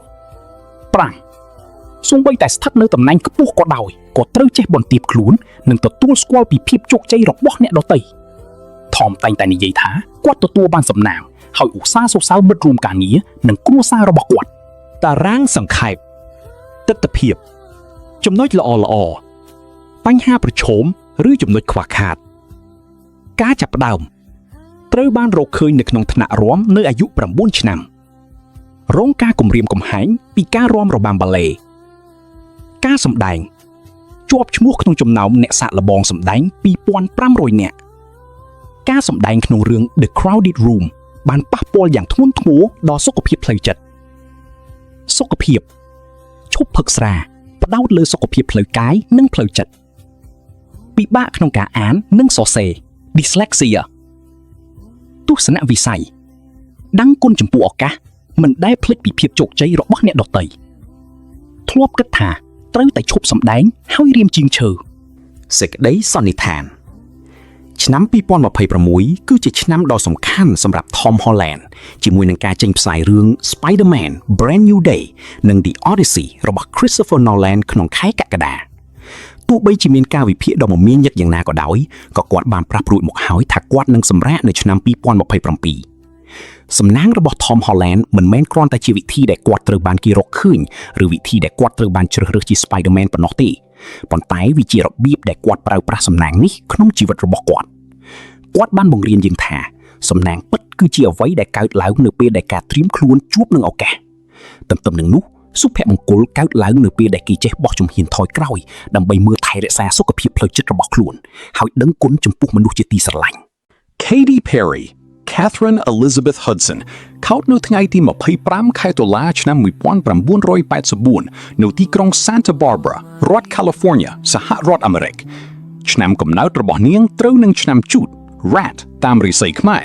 ហើយសញ្ញា Zodiac របស់នាងគឺ Scorpio ខ្ទួយដែលជាធាតុទឹកបង្ហាញពីភាពងប់ងល់ការបដិញ្ញាចិត្តខ្ពស់និងសមត្ថភាពក្នុងការផ្លាស់ប្ដូរខ្លួនឯងបច្ចុប្បន្ននេះ Katy Perry មានអាយុ41ឆ្នាំហើយនាងនៅតែជាតារាចម្រៀងអ្នកនិពន្ធបទចម្រៀងនិងជាតារាសម្ដែងដ៏ល្បីល្បាញលើពិភពលោកនាងត្រូវបានគេស្គាល់ថាជាវិចិត្រករដែលទទួលបានជោគជ័យខាងពាណិជ្ជកម្មបំផុតម្នាក់ក្នុងប្រវត្តិសាស្ត្រតន្ត្រីប៉ុបមុខរបរបច្ចុប្បន្នរបស់នាងរួមមានការសម្ដែងកម្មវិធីប្រគំតន្ត្រី Cirque du Soleil នៅទីក្រុង Las Vegas ការសម្ដែងជាចៅក្រមក្នុងកម្មវិធី American Idol និងការគ្រប់គ្រងអាជីវកម្មផ្ទាល់ខ្លួនរបស់នាងទ្រព្យសម្បត្តិរបស់ Katy Perry ក្នុងឆ្នាំ2026ត្រូវបានគេប៉ាន់ស្មានថាមានប្រហែល$350 លានទ្រព្យសម្បត្តិរបស់នាងភាគច្រើនបានមកពីប្រាក់ចំណេញពីការលក់អាល់ប៊ុមដំណើរកម្សាន្តប្រគំតន្ត្រីការសម្ដែងកម្មវិធីអចិន្ត្រៃយ៍នៅ Las Vegas និងការលក់សិទ្ធិតន្ត្រីរបស់នាងបានលក់សិទ្ធិតន្ត្រីរបស់នាងក្នុងតម្លៃ$225 លានប្រាក់ចំណូលផ្សេងទៀតបានមកពីការឧបត្ថម្ភនិងអាជីវកម្មផ្ទាល់ខ្លួន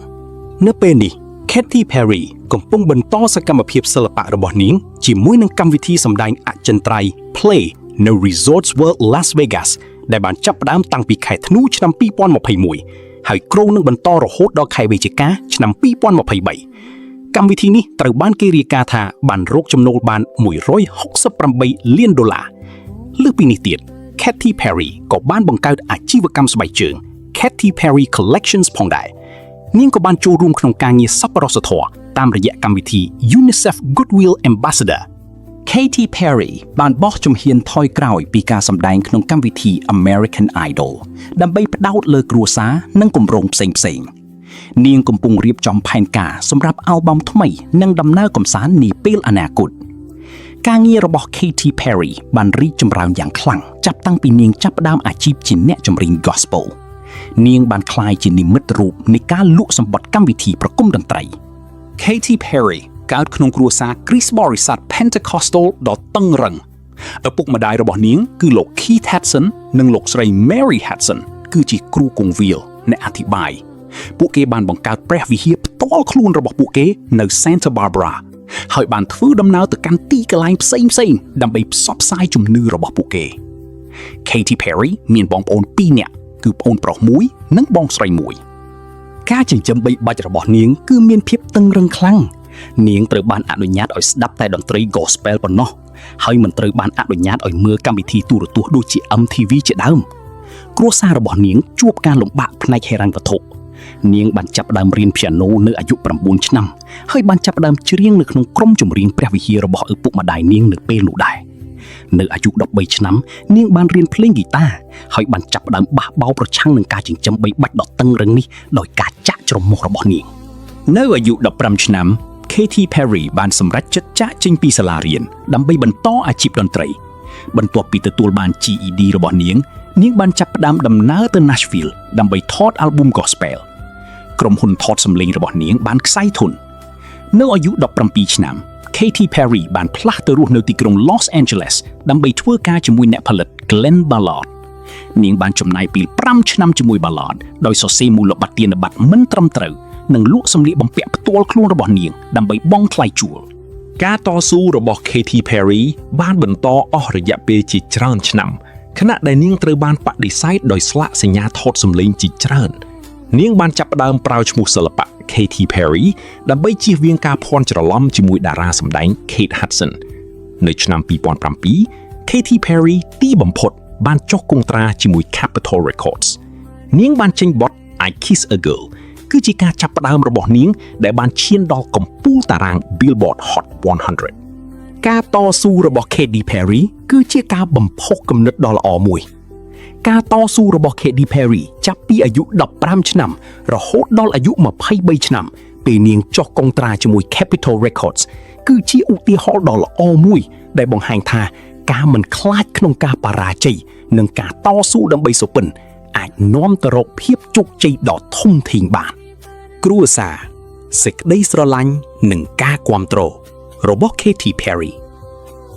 ដំណើរជីវិតរបស់ Katy Perry គឺជារឿងរ៉ាវដ៏ស្មុគស្មាញមួយនៃគ្រួសារដែលជាប់ទាក់ទងគ្នាយ៉ាងជ្រាលជ្រៅនាងបានកើតនៅក្នុងគ្រួសារគ្រីស្ទសាសនិកដ៏តឹងរ៉ឹងដែលប្រៀបដូចជាកន្លែងទប់ស្កាត់នាងប៉ុន្តែក៏ជារបាំងការពារផងដែរថ្មីត្បិតតែមានចំនួននិងការយល់ច្រឡំជាច្រើនក៏ដោយក៏ទំនាក់ទំនងរវាង Katy និងគ្រួសាររបស់នាងគឺជាភស្តុតាងដ៏រស់រវើកមួយបង្ហាញថាស្នេហាគ្រួសារអាចយកឈ្នះលើអ្វីគ្រប់យ៉ាងភាពស្មុគស្មាញនៃប្រភពដើមគ្រួសារឪពុកម្ដាយរបស់ Katy គឺលោក Keith និងលោកស្រី Mary Hudson គឺជាអ្នកផ្សព្វផ្សាយសាសនាដ៏ស្មោះត្រង់និងបានបង្កើតព្រះវិហារផ្ទាល់ខ្លួនពួកគាត់ទាំងពីរមានប្រវត្តិជីវិតដ៏គួរឲ្យចាប់អារម្មណ៍មុនពេលផ្លាស់ប្ដូរជំនឿលោក Keith ធ្លាប់ជាមិត្តនឹងអ្នកចិត្តសាស្ត្រ Timothy Leary ដែលស្រាវជ្រាវអំពីគ្រឿងញៀនផ្លូវចិត្តរីឯលោកស្រី Mary ធ្លាប់ធ្វើការជាអ្នកដឹកនាំវិទ្យុហើយថែមទាំងធ្លាប់ស្នេហាជាមួយតារា rock Jimi Hendrix ទៀតផងទោះយ៉ាងណាឪពុកម្ដាយរបស់ Katy បានផ្លាស់ប្ដូរជីវិតសាសនារបស់ពួកគេហើយបានចិញ្ចឹមបីបាច់កូនទាំង3នាក់បងស្រី Angela និងប្អូនប្រុស David នៅក្នុងបរិយាកាសដ៏តឹងរ៉ឹងដោយសង្កត់ធ្ងន់ទៅលើតម្លៃនៃសហគមន៍ការគោរពនិងសេចក្តីស្រឡាញ់កម្លាំងនៃការគាំទ្រពីគ្រួសារចំណុចល្អ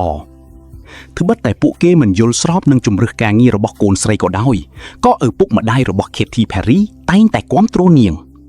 លោក Keith ធ្លាប់មានប្រសាសន៍ថាពួកយើងមិនយល់ស្របនឹងរឿងខ្លះដែលនាងធ្វើទេប៉ុន្តែពួកយើងស្រឡាញ់នាងពួកយើងគាំទ្រនាងហើយពួកយើងអធិដ្ឋានសម្រាប់នាងជានិច្ច Katy ខ្លួនឯងក៏បាននិយាយថាពេលខ្លះខ្ញុំយំពេលគិតថាខ្ញុំស្រឡាញ់ពួកគាត់ប៉ុណ្ណាការគាំទ្រនេះបានបង្ហាញឲ្យឃើញតាមរយៈវត្តមានរបស់ពួកគាត់នៅក្នុងកម្មវិធី American Idol ឬការអបអរសាទរភាពជោគជ័យរបស់ Katy ការធ្វើតេស្តពីចំនួននិងការមិនយល់ស្របចំណុចអាក្រក់ទោះជាយ៉ាងណាទំនាក់ទំនងគ្រួសារនេះក៏ពោពេញទៅដោយភាពតានតឹង Katy ធ្លាប់បាននិយាយក្នុងបទសម្ភាសន៍មួយថានាងគ្មានវ័យកុមារភាពដោយសារច្បាប់របស់ឪពុកម្ដាយពួកគាត់បានហាមឃាត់នាងមិនឲ្យអានសៀវភៅណាក្រៅពីព្រះគម្ពីរឬស្ដាប់តន្ត្រីខាងលោកី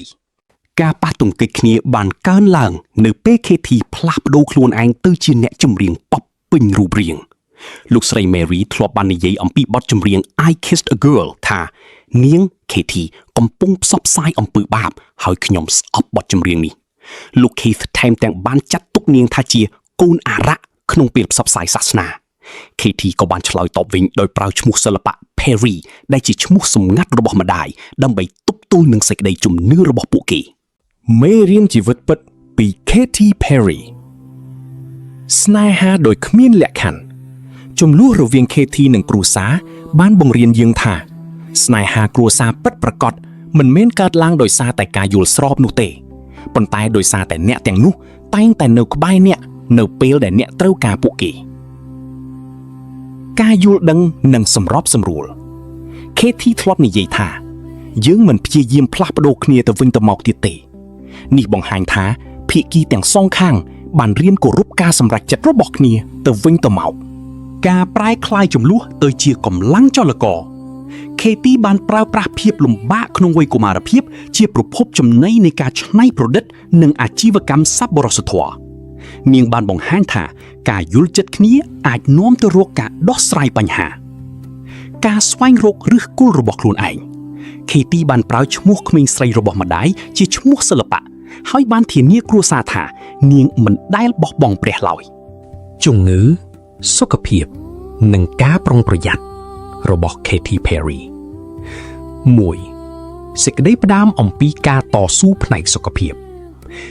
Katy Perry គឺជាតារាចម្រៀងល្បីល្បាញលើពិភពលោកដែលតែងតែបង្ហាញរូបភាពរីករាយនិងស្វាហាប់ប៉ុន្តែនៅពីក្រោយស្នាមញញឹមនោះនាងបានឆ្លងកាត់ការតស៊ូផ្នែកសុខភាពផ្លូវចិត្តនិងរាងកាយដ៏ខ្លាំងក្លានាងធ្លាប់បានបើកចំហអំពីការធ្លាក់ទឹកចិត្ត depression គំនិតចង់ធ្វើអត្តឃាត suicidal thoughts ការញៀនស្រា alcoholism និងបញ្ហាសុខភាពរាងកាយផ្សេងទៀតការបើកចំហរបស់នាងបានជួយបំបត្តិការមាក់ងាយនៃជំងឺផ្លូវចិត្តនិងបានផ្ដល់កម្លាំងចិត្តដល់មនុស្សជាច្រើនឲ្យស្វែងរកជំនួយ 2. ការធ្លាក់ទឹកចិត្តគំនិតចង់ធ្វើអត្តឃាតនិងការញៀនស្រា Katy Perry បានបង្ហាញពីភាពផុយស្រួយរបស់នាងតាមរយៈកម្មវិធីប្រព័ន្ធផ្សាយបន្តផ្ទាល់ live stream ជាមួយវេជ្ជបណ្ឌិតផ្នែកព្យាបាលចិត្តសាស្ត្រនាងបានរំលឹកពីពេលវេលាដ៏អាក្រក់បំផុតក្នុងឆ្នាំ2017បន្ទាប់ពីការបែកបាក់ជាមួយ Orlando Bloom និងពេលដែល album Witness របស់នាងមិនទទួលបានការគាំទ្រនាងបាននិយាយថានាងមានអារម្មណ៍បាក់បែកពាក់កណ្ដាលថែមទាំងមានគំនិតចង់ធ្វើអត្តឃាតនាងបានសារភាពថានាងធ្លាប់មានអារម្មណ៍ខ្មាស់អៀនចំពោះគំនិតធ្វើបាបខ្លួនឯងដោយសារតែរូបភាពដ៏រឹងមាំរបស់តួអង្គ Katy Perry នាងបានតស៊ូជាមួយការញៀនស្រា alcoholism ដែលនាំឲ្យនាងមានគំនិតចង់ធ្វើអត្តឃាត suicidal thoughts ការតស៊ូនេះបានបំផុសគំនិតឲ្យនាងសរសេរបទចម្រៀង By the Grace of God Katy Perry បានព្យាយាមស្វែងរកការព្យាបាលតាមរយៈការព្យាបាលចិត្តសាស្ត្រការធ្វើសមាធិនិងការធ្វើលំហាត់ប្រាណយូហ្គា 3. បញ្ហាសុខភាពរាងកាយនិងការថែទាំសុខភាពរាងកាយ Katy Perry បានជួបប្រទះនឹងបញ្ហាសុខភាពរាងកាយ physical health issues ជាច្រើនការសម្រកទម្ងន់លឿនពេកឆ្នាំ2025នាងបានស្រកទម្ងន់យ៉ាងលឿនរូបរាងរបស់នាងស្គមខ្លាំងអ្នកគាំទ្របានបង្ហាញក្តីបារម្ភអ្នកខ្លះថានាងក្រាលថ្នាំ Ozempic តែប្រភពព័ត៌មានបានបដិសេធប្រាប់ថាបណ្ដាលមកពីភាពតានតឹងដោយសារអាល់ប៊ុមថ្មីរបស់នាងខកខានមិនបានសម្រេចដូចក្តីរំពឹងរបួសពេលសម្ដែងនៅលើឆាក Live Times Tour ឆ្នាំ2025 Katy Perry បានរបួសធ្ងន់ធ្ងរនាងបានបង្ហោះរូបភាពស្នាមជាំនិងស្នាមរបួសនៅលើជង្គង់របស់នាងបានប្រាប់ថាបណ្ដាលមកពីការរអិលជង្គង់ក្នុងឈុតសម្ដែងការមានផ្ទៃពោះនិងការសម្រាលកូន Katy Perry បានសម្រាលកូនស្រីឈ្មោះ Daisy Dove Bloom កាលពីឆ្នាំ2020នាងបានប្រាប់អំពីរយៈពេល6សប្តាហ៍ដំបូងបន្ទាប់ពីសម្រាលដែលនាងបានពណ៌នាថាដូចជារទេះរូបគួរ roller coaster នាងមានអារម្មណ៍ថាមិនអាចសង្បីតែជួលខ្លួនឯងនាងបានឲ្យតម្លៃចំពោះការគាំទ្រពីគូដណ្ដឹងរបស់នាង 4. ចំណុចល្អនិងចំណុចអាក្រក់ចំណុចល្អការប្រយុទ្ធប្រឆាំងនឹងជំងឺធ្លាក់ទឹកចិត្ត depression និងការញៀនស្រា alcoholism នាងបានជំរុញអ្នកដទៃឲ្យស្វែងរកជំនួយនាងបានផ្លាស់ប្ដូរអាកប្បកិរិយានិងរបបអាហារដើម្បីឲ្យមានសុខភាពល្អចំណុចអាក្រក់ភាពធ្ងន់ធ្ងរនៃជំងឺធ្លាក់ទឹកចិត្ត depression និងការញៀនស្រា alcoholism ធ្វើឲ្យនាងមានគំនិតចង់ធ្វើអត្តឃាត suicidal thoughts របួសពេលសម្ដែងធ្វើឲ្យនាងឈឺចាប់ហើយការសម្រកទម្ងន់លឿនពេកធ្វើឲ្យប៉ះពាល់ដល់សុខភាព 5. មេរៀនជីវិតស្វែងរកជំនួយការទទួលស្គាល់ថាខ្លួនឯងត្រូវការជំនួយនិងការស្វែងរកការព្យាបាលគឺជារឿងសំខាន់ណាស់ Katy Perry បានទទួលការព្យាបាល therapy និងធ្វើសមាធិ meditation ការដឹងគុណ Katy Perry បាននិយាយថា ការដឹងគុណ gratitude គឺជាអ្វីដែលបានជួយសង្គ្រោះជីវិតរបស់ខ្ញុំកុំបោះបង់សុខភាពខ្លួនឯង Katy Perry បានបង្ហាញអំពីសារៈសំខាន់នៃការថែរក្សាសុខភាពរាងកាយនិងផ្លូវចិត្តទទួលយកការពិត Katy Perry បានទទួលយកនៅបញ្ហាសុខភាពផ្លូវចិត្តរបស់នាងមិនខ្លាចក្នុងការបង្ហាញភាពទន់ខ្សោយរបស់នាងទេ សេចក្តីសន្និដ្ឋានជីវិតរបស់ Katy Perry មិនមែនគ្រាន់តែជាពន្លឺនិងភាពរីករាយនោះទេនាងធ្លាប់ឆ្លងកាត់ភាពងងឹតនៃជំងឺធ្លាក់ទឹកចិត្ត depression គំនិតចង់ធ្វើអត្តឃាត suicidal thoughts ការញៀនស្រា alcoholism និងបញ្ហាសុខភាពរាងកាយប៉ុន្តែអ្វីដែលធ្វើឲ្យនាងក្លាយជាគំរូដ៏ល្អមួយនោះគឺភាពក្លាហានក្នុងការបើកចំហការស្វែងរកជំនួយនិងការតស៊ូដើម្បីកែលម្អសុខភាពខ្លួនឯងមេរៀនដែលយើងអាចទទួលបានពី Katy Perry គឺកុំខ្លាចក្នុងការស្វែងរកជំនួយត្រូវចេះដឹងគុណចំពោះអ្វីដែលខ្លួនមាននិងត្រូវថែរក្សាសុខភាពផ្លូវកាយនិងផ្លូវចិត្តឲ្យបានល្អ សរុបសេចក្តីការយកចិត្តទុកដាក់លើសុខភាពទាំងផ្លូវកាយនិងផ្លូវចិត្តគឺមានសារៈសំខាន់ណាស់កុំមើលរំលងរោគសញ្ញានៃជំងឺធ្លាក់ទឹកចិត្ត depression ឬការញៀន addiction ត្រូវប្រុងប្រយ័ត្នចំពោះរបួសពេលធ្វើសកម្មភាពប្រចាំថ្ងៃ Katy Perry គឺជាភស្តុតាងដ៏រស់រវើកមួយដែលបង្ហាញថាសូម្បីតែនៅពេលដែលយើងធ្លាក់ទឹកចិត្តជាងគេក៏ដោយក៏យើងនៅតែអាចក្រោកឈរឡើងនិងទទួលបានជោគជ័យឡើងវិញបានដែរដូច្នេះជួកុំអស់សង្ឃឹមហើយត្រូវចងចាំថាអ្នកមិនមែននៅម្នាក់ឯងឡើយ Venus មេរៀនជីវិតនិងភាពរឹងមាំរបស់ Katy Perry ក្នុងឆ្នាំ2026នេះពេលយើងក្រឡេកមើល Katy Perry យើងឃើញតារាចម្រៀងដ៏ជោគជ័យម្នាក់ដែលមានទ្រព្យសម្បត្តិរាប់រយលានដុល្លារជាម្ដាយដ៏ល្អនិងជាអ្នកវិនិច្ឆ័យកម្មវិធីទេពកោសល្យប៉ុន្តែនៅពីក្រោយពន្លឺចែងចាំងនេះគឺជាប្រវត្តិនៃវិនាសកម្មដ៏ជូរចត់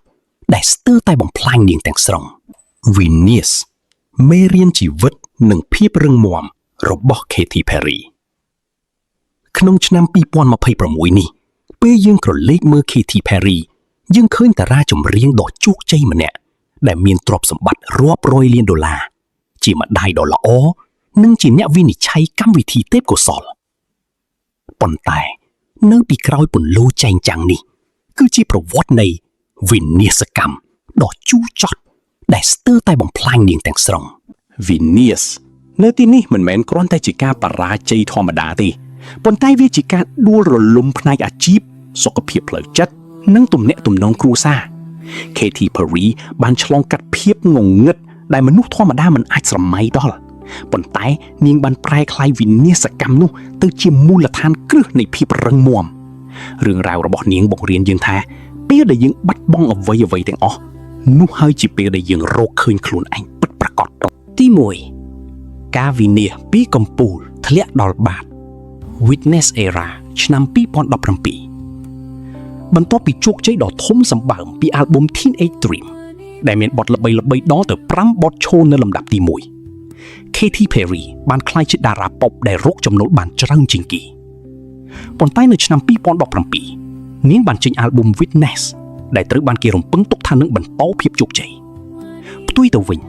អាល់ប៊ុមនេះបានទទួលការរិះគន់យ៉ាងខ្លាំងទាំងផ្នែកសិល្បៈនិងពាណិជ្ជកម្មការលក់អាល់ប៊ុមធ្លាក់ចុះយ៉ាងខ្លាំងបើធៀបនឹងអាល់ប៊ុមមុនបទចម្រៀងរបស់នាងមិនសូវត្រូវបានគេលេងតាមវិទ្យុទេ Katy Perry បានព្យាយាមផ្លាស់ប្ដូររូបរាងកាត់សក់ខ្លីនិងនិយាយអំពីនយោបាយដែលធ្វើឲ្យអ្នកគាំទ្រមួយចំនួនខកចិត្តការបរាជ័យនេះបានធ្វើឲ្យនាងធ្លាក់ចូលទៅក្នុងភាពតក់ស្លុតផ្លូវចិត្តនាងបាននិយាយក្នុងបទសម្ភាសន៍មួយថាខ្ញុំបានបោះបង់ចោលស្នាមញញឹមคล้ายៗរបស់ខ្ញុំប៉ុន្តែវាហាក់ដូចជាពិភពលោកមិនទទួលយកខ្ញុំពិតប្រាកដនេះជាវិនាសកម្មដំបូងគឺការដួលរលំនៃអត្តសញ្ញាណសិល្បៈរបស់នាងទី2វិនាសផ្លូវចិត្តនិងគំនិតចង់បញ្ចប់ជីវិតអ្វីដែលអាក្រក់ជាងការបរាជ័យអាជីពគឺការបាក់បែកផ្លូវចិត្តនៅពេលដំណើរគ្នានោះ Katy Perry បានបែកបាក់គ្នាជាមួយតារាសម្ដែង Orlando Bloom ដែលក្រោយមកបានវិលមករកគ្នាវិញនាងត្រូវបានគេថតរូបឲ្យញ៉ាំអាហារតែម្នាក់ឯងហើយមើលទៅស្គមស្កាំងតារាងវាតម្លៃចំណូលចិត្តរបស់នាងធ្លាក់ចុះនៅពេលនោះនាងបានជ្រួតជ្រាបក្នុងភាពធ្លាក់ទឹកចិត្តយ៉ាងខ្លាំងនាងបានសារភាពថានាងមានគំនិតចង់ធ្វើអត្តឃាត នៅក្នុងបទសម្ភាសន៍ជាមួយកម្មវិធី60 minutes នាងបាននិយាយទាំងទឹកភ្នែកថាខ្ញុំមានអារម្មណ៍ថាខ្លួនឯងគ្មានតម្លៃថាខ្ញុំមិនសមនឹងទទួលបានសេចក្តីស្រឡាញ់នាងថែមទៀតបានសរសេរបទចម្រៀង By the Grace of God ដែលរៀបរាប់ពីពេលដែលនាងកំពុងដេកលើឥដ្ឋហើយគិតថាប្រហែលជាមិនអាចក្រោកឡើងទៀតទេវិនាសកម្មនេះស្ទើរតែសម្លាប់នាងទាំងរូបកាយនិងព្រលឹងប៉ុន្តែអ្វីដែលគួរឲ្យកត់សំខាន់គឺនាងបានសម្រេចចិត្តស្វែងរកជំនួយពីអ្នកជំនាញផ្នែកចិត្តសាស្ត្រនាងបានចាប់ផ្ដើមធ្វើសមាធិនិងហាត់យូហ្គានេះជាចំណុចរបត់ដ៏សំខាន់ដែលនាងបានយល់ថាវិនាសកម្មមិនមែនជាទីបញ្ចប់នៃជីវិតទេតែជាការចាប់ផ្ដើមនៃការព្យាបាល ទី3ចំនួនគ្រួសារនិងរឿងក្តីអាស្រូវបន្ថែមពីលើបញ្ហាអាជីពនិងចិត្តសាស្ត្រ Katy Perry ក៏បានជួបប្រទះនឹងវិនាសកម្មផ្នែកគ្រួសារនិងផ្លូវច្បាប់ផងដែរនាងបានប្តឹងចំនួនជាមួយដូនជីពីររូបដែលជាម្ចាស់អតីតវត្តសាសនាលើករណីទិញអចលនទ្រព្យរឿងក្តីនេះត្រូវបានផ្សព្វផ្សាយយ៉ាងទូលំទូលាយហើយនាងត្រូវបានគេចោទប្រកាន់ថាបានប្រើប្រាស់ឥទ្ធិពលរបស់នាងដើម្បីរំលោភយកទ្រព្យសម្បត្តិអ្នកដទៃកេរ្តិ៍ឈ្មោះរបស់នាងរងការប៉ះទង្គិចយ៉ាងធ្ងន់ធ្ងរក្រៅពីនេះទំនាក់ទំនងរបស់នាងជាមួយឪពុកម្ដាយអ្នកផ្សព្វផ្សាយសាសនាដ៏តឹងរ៉ឹងក៏មានភាពតានតឹងខ្លាំងដោយសារតែរូបភាពសិល្បៈដ៏ត្រេកត្រអាលរបស់នាងម្ដាយរបស់នាងធ្លាប់បាននិយាយប្រឆាំងនឹងបទចម្រៀង I Kissed the Girl ថាជាការផ្សព្វផ្សាយអំពើបាបការបែកបាក់គ្រួសារនេះបានធ្វើឲ្យនាងកាន់តែឯកាប៉ុន្តែដូចរឿងមុនដែរ Katy Perry មិនបានទុកឲ្យរឿងទាំងនេះបំផ្លាញនាងទេនាងបានឈ្នះក្តីបន្ទាប់ពីតស៊ូអស់រយៈពេលជាច្រើនឆ្នាំហើយនាងក៏បានផ្សះផ្សាជាមួយឪពុកម្ដាយវិញមេរៀនពីវិនាសកម្មការក្រោកឈរឡើងវិញនិងភាពរឹងមាំអ្វីដែលធ្វើឲ្យ Katy Perry ក្លាយជាវីរនារីនៅក្នុងភ្នែកខ្ញុំគឺមិនមែនដោយសារតែនាងមិនធ្លាប់ដួលនោះទេប៉ុន្តែដោយសារតែនាងតែងតែក្រោកឈរឡើងវិញរាល់ពេលដែលនាងដួលបន្ទាប់ពី Witness បរាជ័យនាងបានសម្រាកហើយត្រឡប់មកវិញជាមួយអាល់ប៊ុម Smile 2020ដែលមានសារអំពីក្តីសង្ឃឹមនាងបានផ្សះផ្សាជាមួយ Orlando Bloom ហើយបានសម្រាលបានកូនស្រីម្នាក់ឈ្មោះ Daisy Dow Bloom នាងបានក្លាយជាចៅក្រមក្នុងកម្មវិធី American Idol ដែលទទួលបានប្រាក់ខែ$25 លានក្នុងមួយរដូវកាលនាងបានសម្ដែងកម្មវិធី Play នៅ Las Vegas ដែលទទួលបានជោគជ័យយ៉ាងខ្លាំងមេរៀនទី1គឺទទួលស្គាល់ការឈឺចាប់ Katy Perry មិនដែលបដិសេធថានាងធ្លាប់ធ្លាក់ទឹកចិត្តនោះទេការបើកចំហនេះបានជួយសង្គ្រោះជីវិតនាងមេរៀនទី2គឺស្វែងរកជំនួយនាងបានទៅជួបអ្នកព្យាបាលចិត្តសាស្ត្រដែលជាការសម្រេចចិត្តដ៏ក្លាហានសម្រាប់តារាល្បីម្នាក់មេរៀនទី3គឺការវិនាសគឺជាឱកាសដើម្បីកសាងឡើងវិញនាងបានប្រើប្រាស់បទពិសោធន៍ដ៏ឈឺចាប់ទាំងនោះមកសរសេរបទចម្រៀងដែលអាចប៉ះពាល់ដល់អ្នកស្ដាប់មេរៀនទី4គឺស្នេហាគ្រួសារអាចយកឈ្នះអ្វីបាន